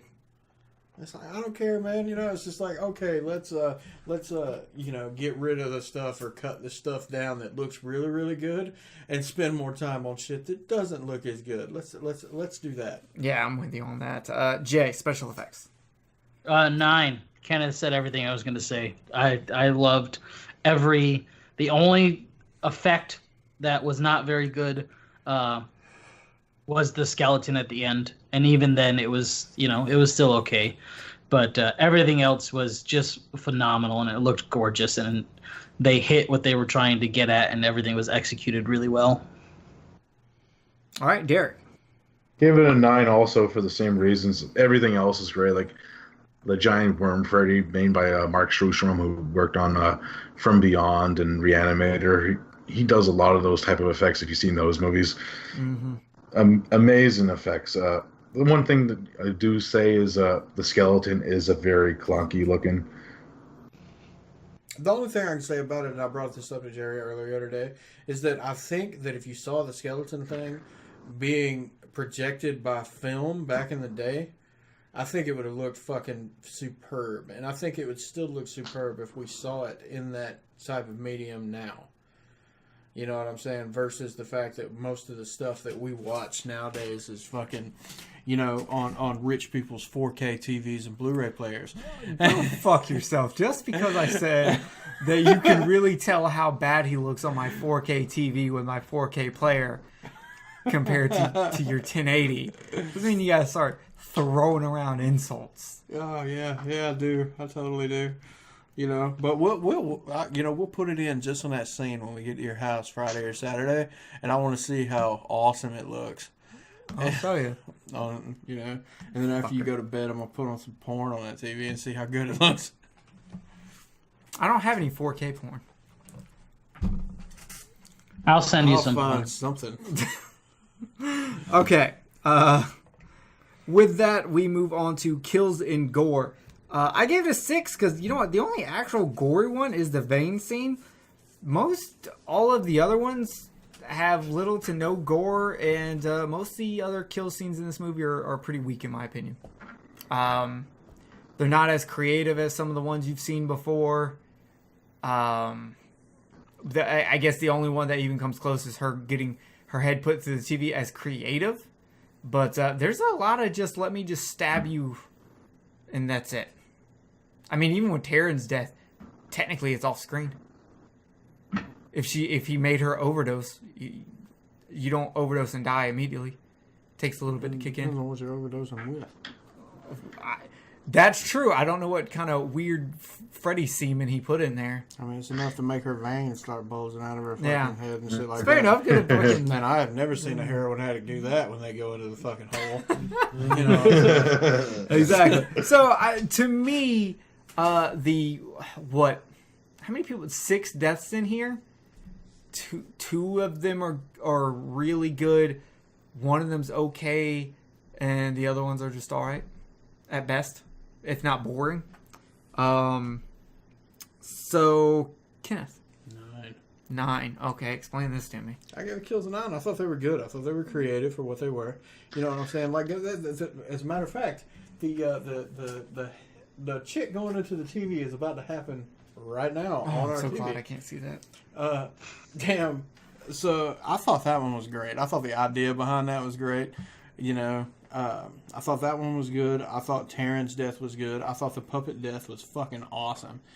You know what I'm saying? I mean, and granted, I'll give you credit that the gore part of it really wasn't there, but you know that I thought that kill was good. I loved how Nancy went out because Freddy finally utilized the love of somebody else in this one, which I thought was It was a awesome. good trap, but then he just kills her the basic way. Right, but still, you got. So- I'm taking into consideration the lead up and the entrapment. Okay, so good setup, then complete letdown on the actual kill. No, I thought it was Could all have gave good that together. bit. I Could mean, have I made think it to where I she think could have never had an open case cat. I Casket. think that if Casket. something insane had happened to her, like her fucking head would have exploded or something like that, I probably would have found that more weak considering the background between them. That's true. I think I'd give you that. Yeah. I think it'd be just too much. You know what I'm saying? The only thing that I wish more people had died in the movie. You know what I'm saying? Like, I just don't see why there were 3 survivors at the end of it. Friday the 13th is known for killing off everyone. Nightmare on Elm Street always has a low kill count. So, I mean, that's probably my biggest problem is that so many people survive. Yeah. Jay. I gave them a 9. I thought they took the fears and the kids' issues that are presented at the beginning of the movie and just totally turns them into awesome inventive kills. You don't like the one-liners. I find them kind of hilarious. They're cheesy. I can only but they're think kind of funny. I can only What? think of 2 people who die by the fears that you learn in the beginning of the movie, and that would be Taryn and then the bitch with the blonde hair with the TV. And Anybody then the else? other kid is killed by his wheelchair or attacked by his wheelchair. No, he is stabbed to death by Freddy. He is not killed by the wheelchair. Mm-hmm. He is thrown back to the ground with the wheelchair, but then he comes right back up with his wizard powers. Yeah, I know I that love for a wizard fact powers. because in the documentary he explains that fucking Freddy's glove wouldn't retract, so they had to put a 2x4 right there, and he was afraid that Freddy was gonna miss the 2x4. Yeah, so there's 2 deaths that play on that, but the other ones I don't It feel do. involved his fears, is what come on. I don't. Don't take me so I no, don't think it I can't. involved fears. I think it involved that it was more on what you were into. Like the chick was into TV, so she died by TV. The kid was into puppets, so he died by puppets, by being puppet. Okay. So it's more Okay. along it's Okay, so That's the puppet one, fair. I can add that one. I didn't think about that one. Yeah, so 3. That's okay. That's half the deaths. I'll give you that then. All right. Either way, Still, they I were don't done see it really as well, fear. is what I mean. I'm very tired and not explaining myself very good. But they were all entertaining. They were all different, at least for the most part, or the whole sequence was different, regardless how many people actually died by getting stabbed. I wanna the bring up- sequence but- leading up to the death was very. Most of them were very inventive, and I enjoyed them. Yeah, but you said you were tired of people just dying by like machete. You know, like you said, 3 people died in part 2 by the same way. Freddy does that a lot, where he just a kill is wasted because he just stabs him. But what leads up to it is the entertaining part, and that's what's different. Everyone's dream is different.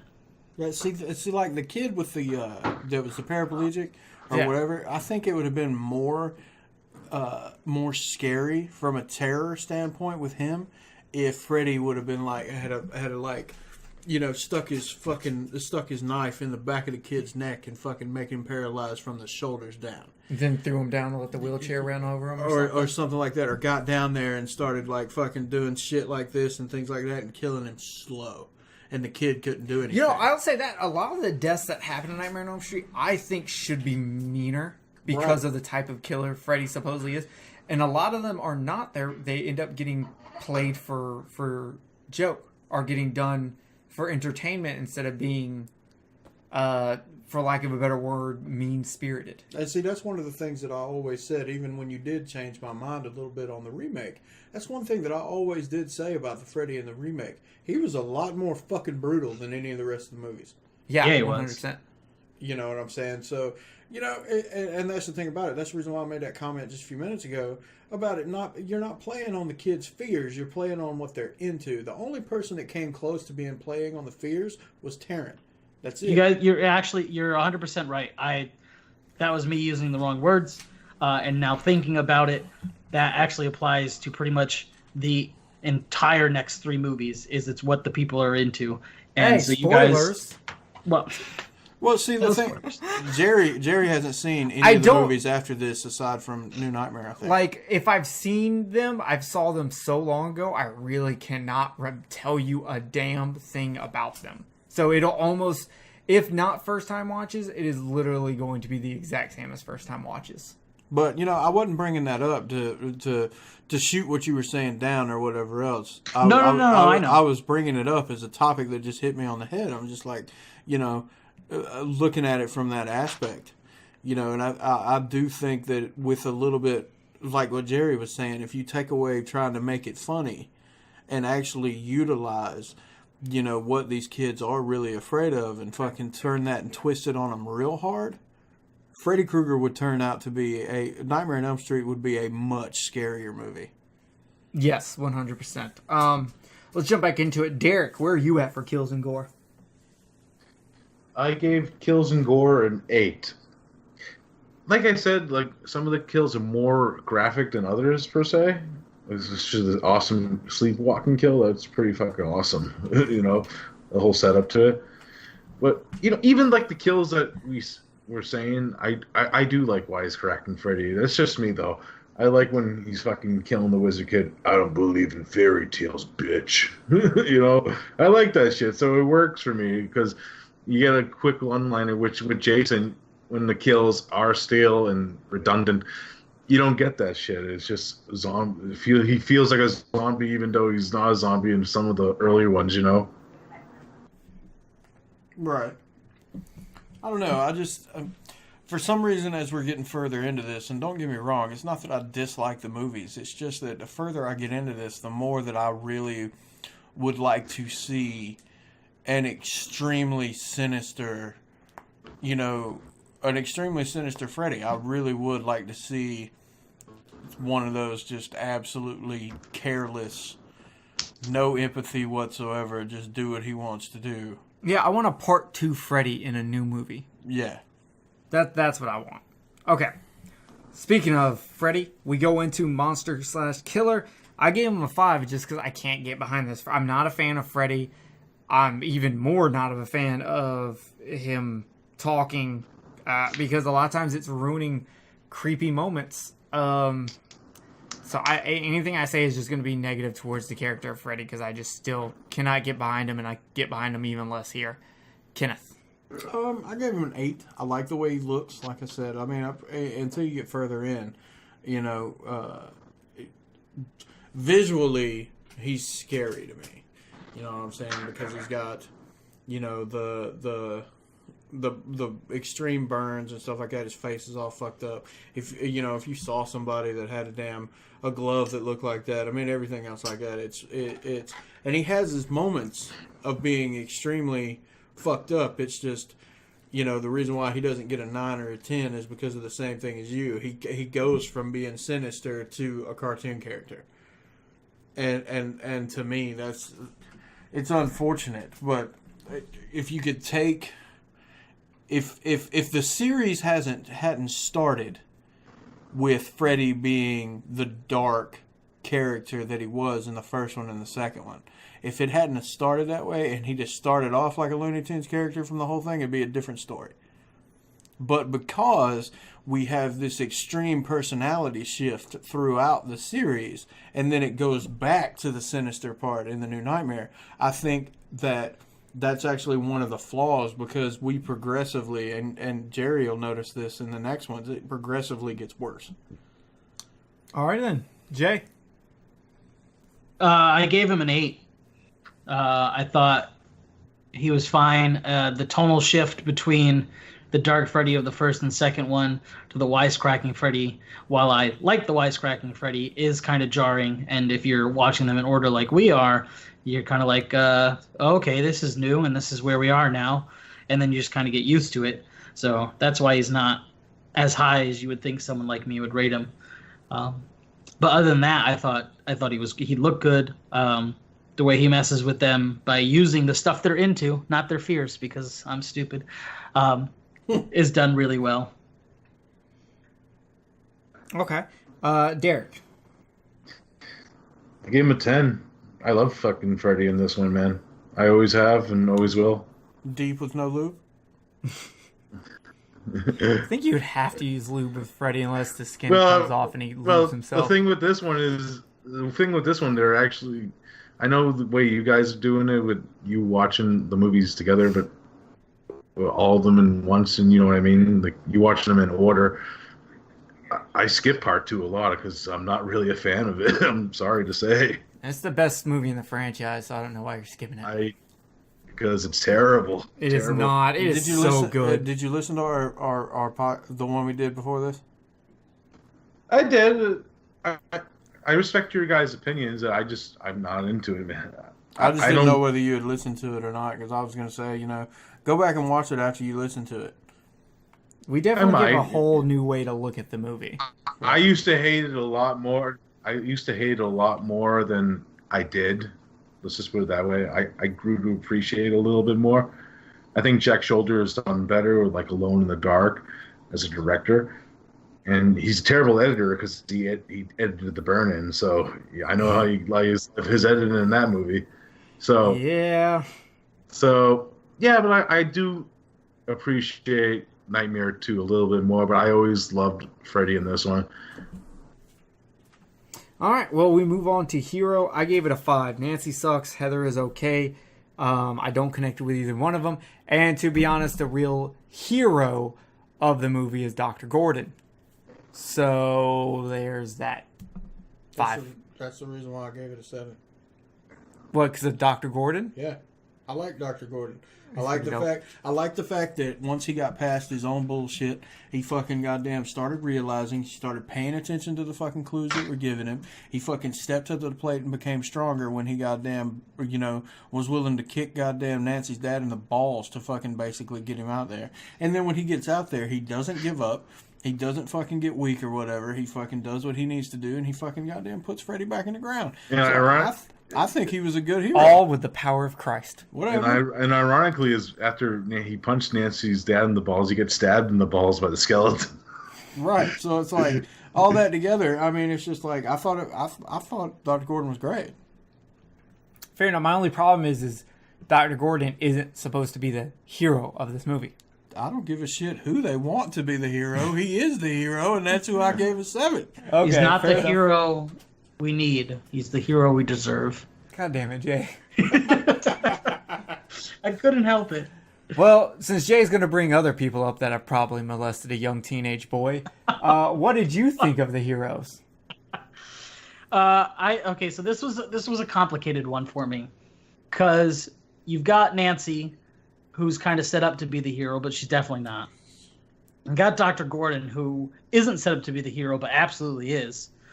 And then you've got the 3 surviving kids who actually hold off, I guess, Freddy long enough to live. I don't know. It's kind of hard to categorize this one. I gave it an 8 because I felt like with everything combined, it was just interesting. There was more survivors than are typically left at the end of a slasher. You had somebody who wasn't really a victim of Freddy at all, who actually got rid of him. So it was so unique that I felt like it deserved a higher score. Okay, fair enough, Derek. I gave it a 9 for the same reasons. Dr. Gordon's one of my favorite characters in the whole Nightmare franchise because his development is so good. Because he's a skeptic at the beginning of the movie, then he starts to piece things together and starts to take the believing of this shit serious, and then he gets down to business. And I love that whole scene where he's fucking stealing holy water and shit, and it's like, take my fucking wallet, it's fucking funny to me. He's one of my favorite characters, and because he's a skeptic that becomes a believer, and he uses the power of his believement to win the day. And I like, Nancy in the Dream Wars fighting Freddy in the Dream World are keeping him at bay for Dr. Gordon to do his fucking thing too. And he gets out of the real world one time, the Dream World, and goes into the real world, which sets him off, and then he goes back, and they keep him occupied enough for him to do what he has to do. Yeah, I and honestly, the more I think about it, the more I think that damn Dr. Gordon was set up to be the hero to begin with. I mean, think about it. From the beginning of the movie, he's there. He's the one that damn puts his neck out against the bitch or whoever it was for the kids. I mean, the whole nine. I mean, he's there from the beginning. I think that Nancy is pretty much just a facilitator for other parts of the backstory. She's pretty much the one that sets him up to become the hero because she makes him think, okay, maybe what I'm doing is not working. I want to help these kids because he really cares. You can see that he really cares what these kids are going. You see that scene where he's looking at the photos and stuff of the kids and he feels bad that they're gone. It really shows, you know, and that's the way he becomes. See, to me, the movie is setting up Heather as the hero. She's Well, the one. She's why? the one that they. Why? She's the first. I'm literally trying to tell you, and you're screaming "why" to me in the middle of me talking. I don't agree, but okay, whatever you say. You don't agree that while I'm trying to explain it, you're asking me why and not letting me finish? What do you? Yeah, go ahead. No, Okay. because Dr. Gordon's the first character they set up from the beginning before Nancy even comes. They start off the movie on Heather. Heather is the one that can bring everyone into the dream world. She is the one that Nancy is using to say, look, she's the one that can get us all in there. She is the key. She is the key. She is the one that can do this. While Gordon is played off as a side character constantly and just happens to be his side quest becomes the most important one, but it's still played as a side quest. While them going and fighting the enemy directly and Heather being the one that can bring them to do that, that's why I believe Heather is set up to be the main person. Nancy is supposed to be support, and the doctor is honestly just a side character who ends up falling into a bigger part. I don't know. I don't see it that way. Because I've never heard anyone, when they talk about this movie, talk about how important Gordon is. Well, I never actually reviewed any of these movies before either, so Yeah, but see, even with the way that I look at it, man, when looking back on it and looking at it over the years and stuff like that, I've never felt like Nancy was the main. I'm not saying Nancy is. I'm saying Heather is. I never thought Heather was either. I thought My argument is that Heather is because Heather is the one that they start the movie with. Then Nancy is the one that says Heather is the key to getting Kristen. us all. Kristen. Oh, that's where I'm fucking up. I'm sorry. I kept saying Heather. Heather's Nancy's real name. I think I'm that's sorry. where. Yes, it is. It's her bad acting is making me a bad podcaster. What's the blonde bitch's name again? Kristen. Kristen is main character because the movie starts with Kristen and then moves into her meeting Nancy. The whole movie follows her. She is the main focus of the entire movie. And Nancy is like, she's the key. She's the one that can get us in us. Even when she convinces Gordon to let them try it, she does that by going, I almost said Heather again. Kristen is the key. She's the one that will get us there. And even when they go back to fight him later on, she's the one that they have to get through. Yeah, but we're talking about the hero, not the main character. And I'm saying the movie sets her up as the hero. That is the way the movie is set up. If it was, then... Oh my God, Derek, stop. If it was, then Derek, stop. Why did they give Gordon the suggestion of how to stop Freddy to begin with her following the nun character? Because I think Kristen's more not in the movie than you think she is. Because they follow Gordon and Nancy through most of it. Well, I'm not going to continue this more because you keep interrupting me every time I'm trying to make my point, man. Like, I'm not trying to be a dick, but, like, once again, I'm trying to make my point and you interrupt it to bring up something else. I'm just, like... So we're moving on from this one. Did we do everyone for that one, or are we just starting out for Hero? No, we're done. Okay. Score and soundtrack. I gave it a 5 because I can't tell you anything about it. I can't remember anything besides they bring the lullaby back, and that's it. I think there is the main Freddy jingle that is used in the movie, but that jingle has never ever caught me. So I gave it a 5. Kenneth? I gave it an 8 just because it follows suit with the other ones. Okay, fair enough. Jay? I gave it a 9. That fucking hair metal rocks. The Dokken, I think, is the band singing the Dream Warriors theme song. Yeah. And being played when she's trying to stay awake at the beginning. I fucking love that hair metal. It fits in perfectly, in my opinion. When we were watching it earlier today, you know how it comes up in the ending credits? I looked over at Jerry and I was like, man, this song's fucking awesome. And he's just like, I'm just not into this kind of music, so it sucks. I told him I usually, like, when the credits start, I turn off the movie So I'd never really listened to the song because I don't like hair metal. So I was just like, no, I'm good, man. Yeah, and I think it's good. I really, really like it. I think if you go back and you look the VHS, the VHS had the video on it, and I think it was like one of the first times that the whole video had been on with the movie, and they liked I remember watching in the documentary, Dokken really liked the fact that their video was with the movie when you bought it. And they did this again for another Freddy movie, right? Where they made a music video with a band. It was that rap song. Heavy D. Yeah. I don't think it was actually in the movie, but they did make a music video about Freddy. Oh, so that wasn't like them getting the song for... Or the Fat Boys. Yeah, it was Fat. Yeah, that was actually a song they did. It wasn't part of any soundtracks. Oh, shit, I thought it was part of the soundtrack. And then later on for Friday the 13th, you end up having Alice Cooper doing the same thing with the Man Behind the Mask. Yeah, for part 6, right? Yeah. Okay, yeah, I know that. See, it's just not my music, so since y'all are into that, I have to lend to y'all's opinion. And then Fresh can't Prince give and one. Jazzy Jeff did A Nightmare on My Street, which is also... Yeah, and not then part of Mega the Ran did beats. a kind of a remake of that one. Right. That was really good. Mega Ran. Yeah, good old Mega Ran. I like me some Mega Ran. Derek. Give it a 9 out of 10 because Angelo Badalamenti is one of my favorite composers. Of course, he's probably mostly known for composing the main theme for Twin Peaks. His music's very subtle, but I like that it's subtle. It comes when it has to. Like the opening theme where it's like do do do do do do do. I fucking love that shit. It's so fucking airy when Kristen's painting the house and yeah, and I love fucking Dokken too. I love hair metal, regular metal. I just love fucking metal, man. So I'm down. You know what? Your point that you made that it's subtle, I probably should have ranked it higher because there have been times where I've said I liked the soundtrack more because it didn't take you out of the movie because it was so subtle that it just feels like it's natural in there.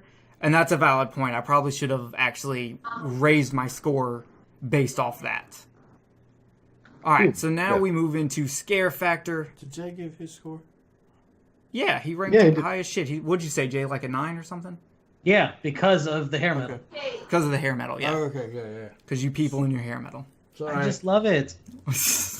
All right, scare factor. I gave it a 5 because the first half is really scary and that's ruined by the comic book turn, and Funny Freddy is just not scary to me. So 5 because I feel like there's that good chunk of the first part of the movie that is really scary, and then it, to me, gets ruined by a little before the halfway point.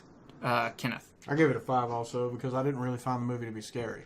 There were a couple of aspects of it that were creepy, and definitely I think the atmosphere was better, but overall the movie wasn't scary because then you, just like you said, you get into those aspects where it's like watching, like watching a cartoon. I don't know. Okay, fair enough. Jay. Okay, so hear me out.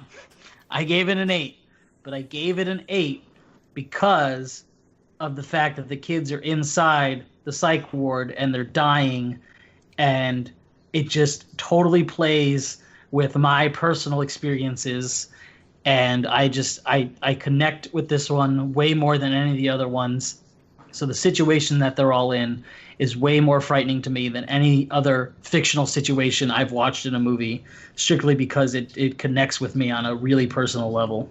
Yeah, I don't think anyone can argue against that. Once being scared is subjective. Some things are going to scare you more than they would scare others. So this being set in a place you're very familiar with, yeah, that would 100% make it more scary to you.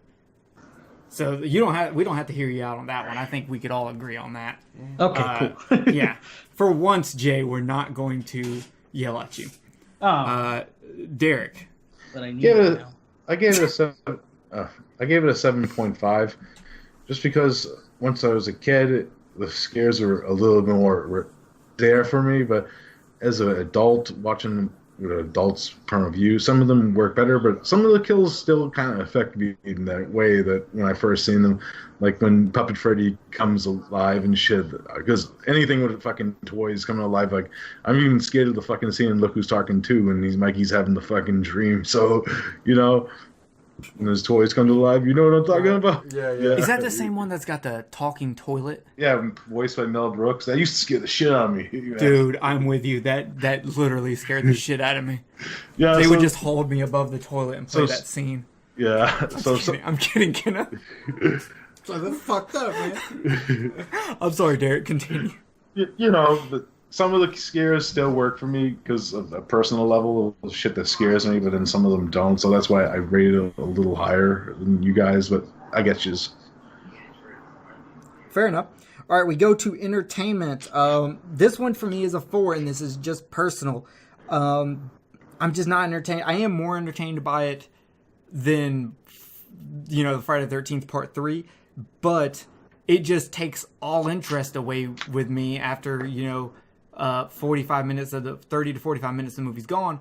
It gets just all ripped away from me, and I'm just no longer entertained, and I'm just sitting there waiting for it to end. Kenneth. We're talking about entertainment, right? Yeah. I gave it an 8. It was entertaining. I mean, like I said, it's not scary.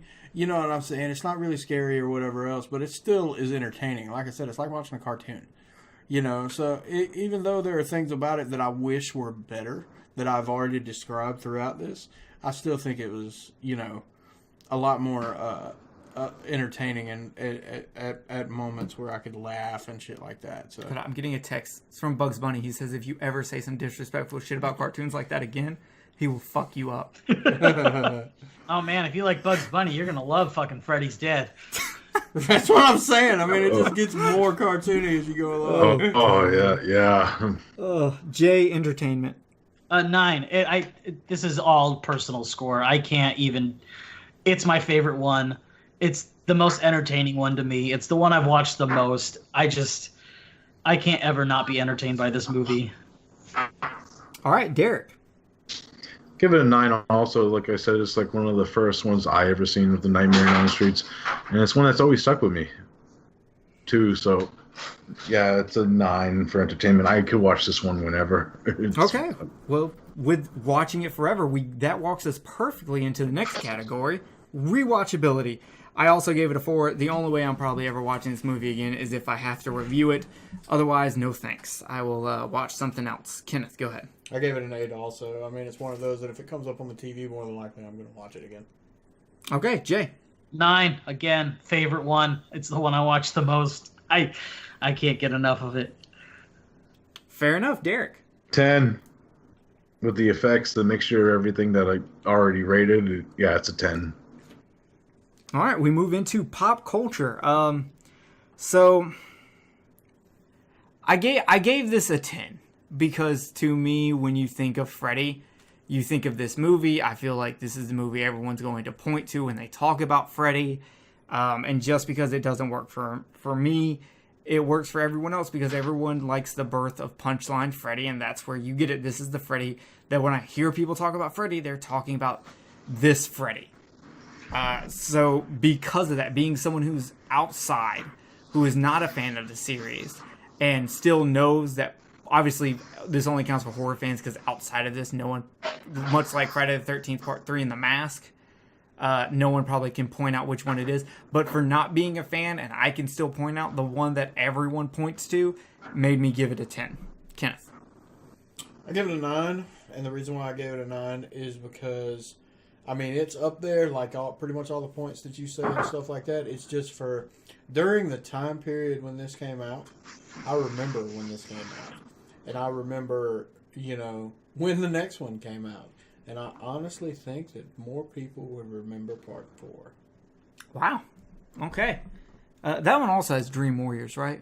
That's the Dream... Master. What is this? This is Dream Warriors. The next one is Dream Master. Yeah. Ah.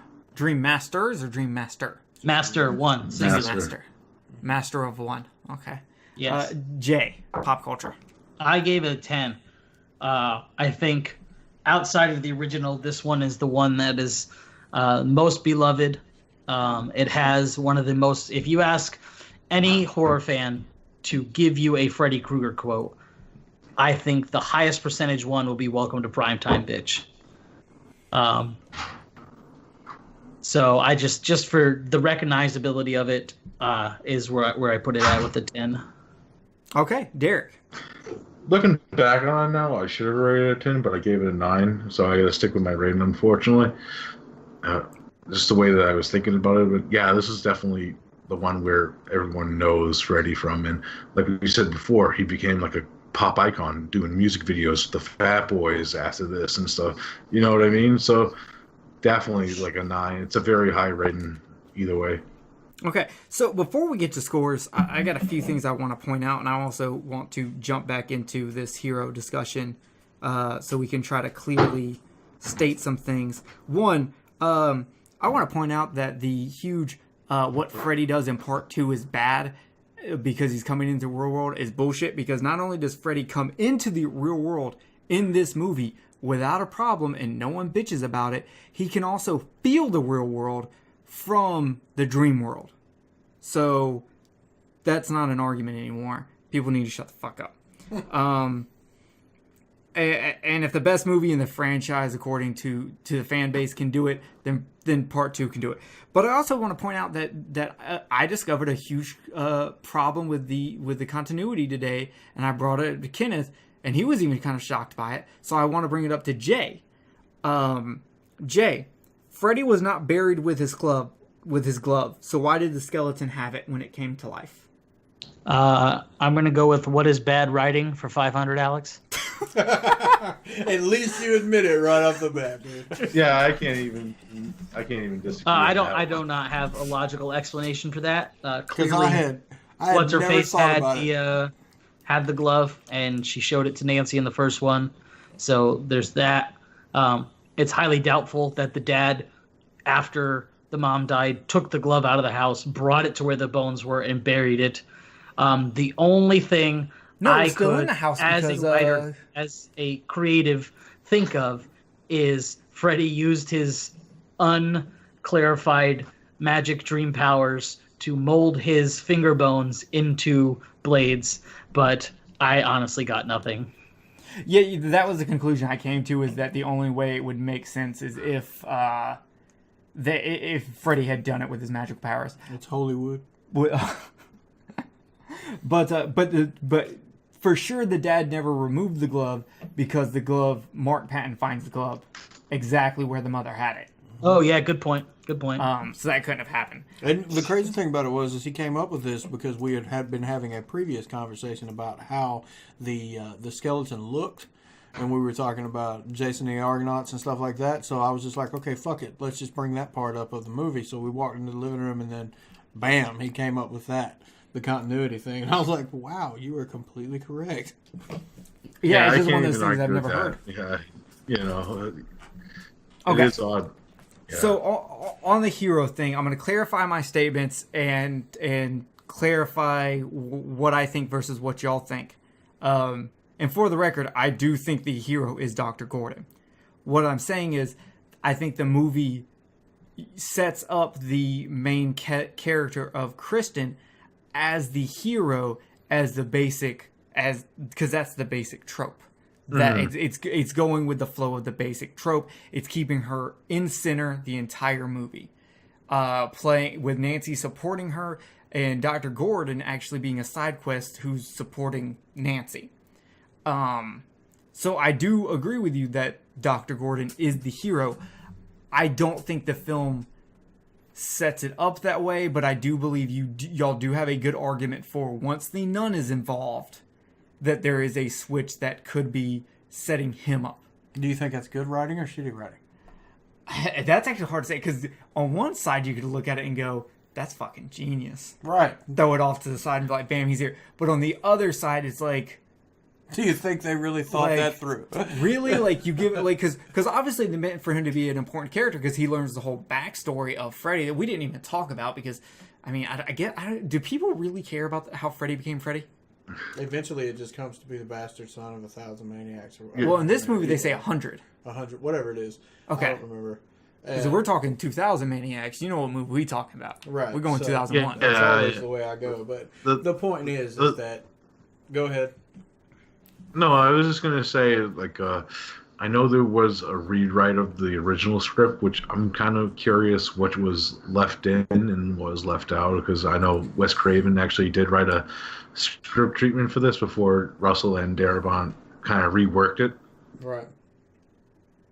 It would be interesting to see Wes Craven's original, because I heard Wes Craven's was more fucked up than what they made. Yeah. So maybe But, Wes Craven's would have been the way like, we want it. with the name of the movie being Dream Warriors, with them, like, just the way the movie sets everything up, it is setting up Kristen to be the hero, and then it just sideballs it. Yes, I agree with you. I can see where you're coming from. I can see where you're coming from, man. I know I kind of brought in trouble before you could explain yourself earlier, so now that you explain it, yes, but I kind of like that it wasn't that aspect too, you know what I mean? No, I agree. I like it also, and I kind of fucked up my own explanation because I kept saying Heather for some fucking reason. Yeah, that's why I was confused at some point. Which was, now I understand why you're interrupting me, because you're like, what the fuck are you talking about? Heather's not the main character. She's old Blowjob McGee over here. Blowjobs. So I just wanted to get back to that and clarify what I was actually trying to say. And I do agree that who the hero is, and I do think there is an argument that could be made when the nun comes into the movie and starts explaining like this big background about Freddy, why that would shove the hero thing. But I mean, because Gordon never meets head to head with Freddy as we see Freddy, only the sack of bones Freddy. That's another reason why I think they're still trying to push Heather as the hero. I don't think they did it intentionally. You think it was just a side thing? Yeah, I just think it kind of happened. Yeah, I could see that. All right, so here are the scores. I gave it a 94, which is the lowest. Kenneth gave it 115. Jay gave it 130, and Derek gave it 131 at the highest, 1 point above Jay. Jay, I'm sorry you lose. I didn't know this was a competition. Shit, let me change a couple things to tens real quick. It is, and you lost. Fuck. So that means that Nightmare on Elm Street takes a win, and Yes. that would actually, I believe, puts it 2 to 1. Yeah. Go Nightmare. Yeah, It's gonna lose the Nightmare. next one though. So I think it's gonna. Oh, yeah, I already absolutely. predicted that Friday's going to win Oh. every round up until round 7. That one's going to be a fight. Interesting fact, when you guys get to part 5, you know the lady who plays Kristen's mother? Okay. That's the actress is actually the mother of Violet, the actress who plays Violet in Friday 5. Oh shit. So it's a little connection there with both series. that's funny. Yeah, I did not know that. So with that being said, we're gonna turn it over real quick to Derek. What are you shaking your head for? What are you doing? I now remember that. Remember what? What Derek just said. Oh, the relationship thing? Yeah. Okay. I didn't know that at all. Yeah, I now remember that because it's in one of the documentaries I watched. Oh, okay. But I'm gonna turn it over to Derek. Derek, pimp out your shit, man. Tell us where they can find you. Of course, Cinema Attack podcast on Horrorphilia, of course. Where we just recorded something special that should be coming out next week. Kind of keeping a little secret because it's a secret new brand of the show that's coming out. I like to do brands too for my own shit sometimes, you know. But as always, Underwater Kaiju, which is part of the Kill the Cast brand also. Not sure when we're recording next month, but if you see we have the H-Man episode out, check that out. That's the show I do with Mr. Heron here and Don and Ellie. And me and Don got into a little fist feisty at the very end too earlier. So there's a lot of fighting going on, but I'm really a nice guy, guys. I like it feisty because you know what? If we can get feisty in the middle of it and then at the end we're all good. We know we're just getting heated because of the debate. It's not like we're calling each other names. Yeah, it's like you're little goody two shoes, little goody two shoes. I'm the one. We get heated because we're trying to talk and we want to get these points out, and sometimes the only way to just drop it is to be like, look, shut the fuck up. And then somebody just turns into straight dick. Yeah, and you I have, love it's the Jake. only. I mean- it is what you got to do sometimes. Yeah, it happens, but yeah, that's about it. Do you like straight dick? Because when you walk into the room, Nancy's like, straight talk only in here, guys. And you're like, all right, well, someone What give if me I straight want to have dick. gay talk in here? Yeah, what's Nancy got against homosexuals? What if Answer she's me that. like- She's a What do you mean That'd she be doesn't? funny. She only wants straight talk. She's a homophobe and a xenophobe and With whatever else. her curly perm. In her shitty fucking mouth. Hashtag BBC. Oh my god. Yeah, but that's about it. I Yeah, have I'll have links to all of his stuff in the description, as always, and we'll have links to all of our stuff. Join the Facebook groups. There's a Facebook group for Cinema Attack. There's a Facebook group for Kill the Cast. Check the Twitters. Check the Patreons. Check the YouTube channels. Check. Yeah, we need to do some work with that YouTube. I'm almost settled in my new apartment. I'm getting a desk this week, and then I'll start some YouTube stuff for everybody. Yeah, we're kind of backed up on everything. Like, fucking Kenneth and I were talking about it earlier today, and I'm just like, I don't know how I'm gonna do all this stuff because, like, there's like 2 weekends in October we can't record. I just found out I can't record this upcoming weekend, so I'm just like, Oh yeah, I'm gone for a long time in October. yeah. So I'm just like, it'll all come out someday. It Yeah, happens. it's all Fuck good. it. It happens. Like, at this point, the show that I owe Derek isn't going to come out till either late October or early November. So I'm like, I'm going to have it eventually. It's in the schedule. It's going to happen before we do another Jerry Hates Action. It'll be like a fine wine. It's aging properly. It's aging like the 90s Godzilla series. So with that being said, thank you, Derek, for coming on and battling in the Horror Coliseum for us. I hope it was an enjoyable experience, and I hope it gave you a new way to look at films, because it's very interesting when you break it down Yeah, in these segments. it is, man. You know, definitely. So I'm super stoked about it. The next episode I think you guys will actually get will be Horror Coliseum Volume 4. I think that is going to be the next issue because I can't record this coming weekend. There was an episode planned for that, but now that's fucking shot. So, welcome to prime time, bitch. Oh yeah. All right, we are out, guys. Thanks for joining us. We all love you. Does anyone have anything they want to say to the audience in final? Jay, you got anything you want to say? Go Nightmare. Woohoo! All right, that's the last time you're going to get to say that for a while. Derek, you got anything you want to say? I am the Wizard Master. All right, Tom Hanks. Kenneth, you got anything you want to say? Sharding in church is frowned upon. See, I told you this movie loved Jesus. We are out, guys. We will see you in October.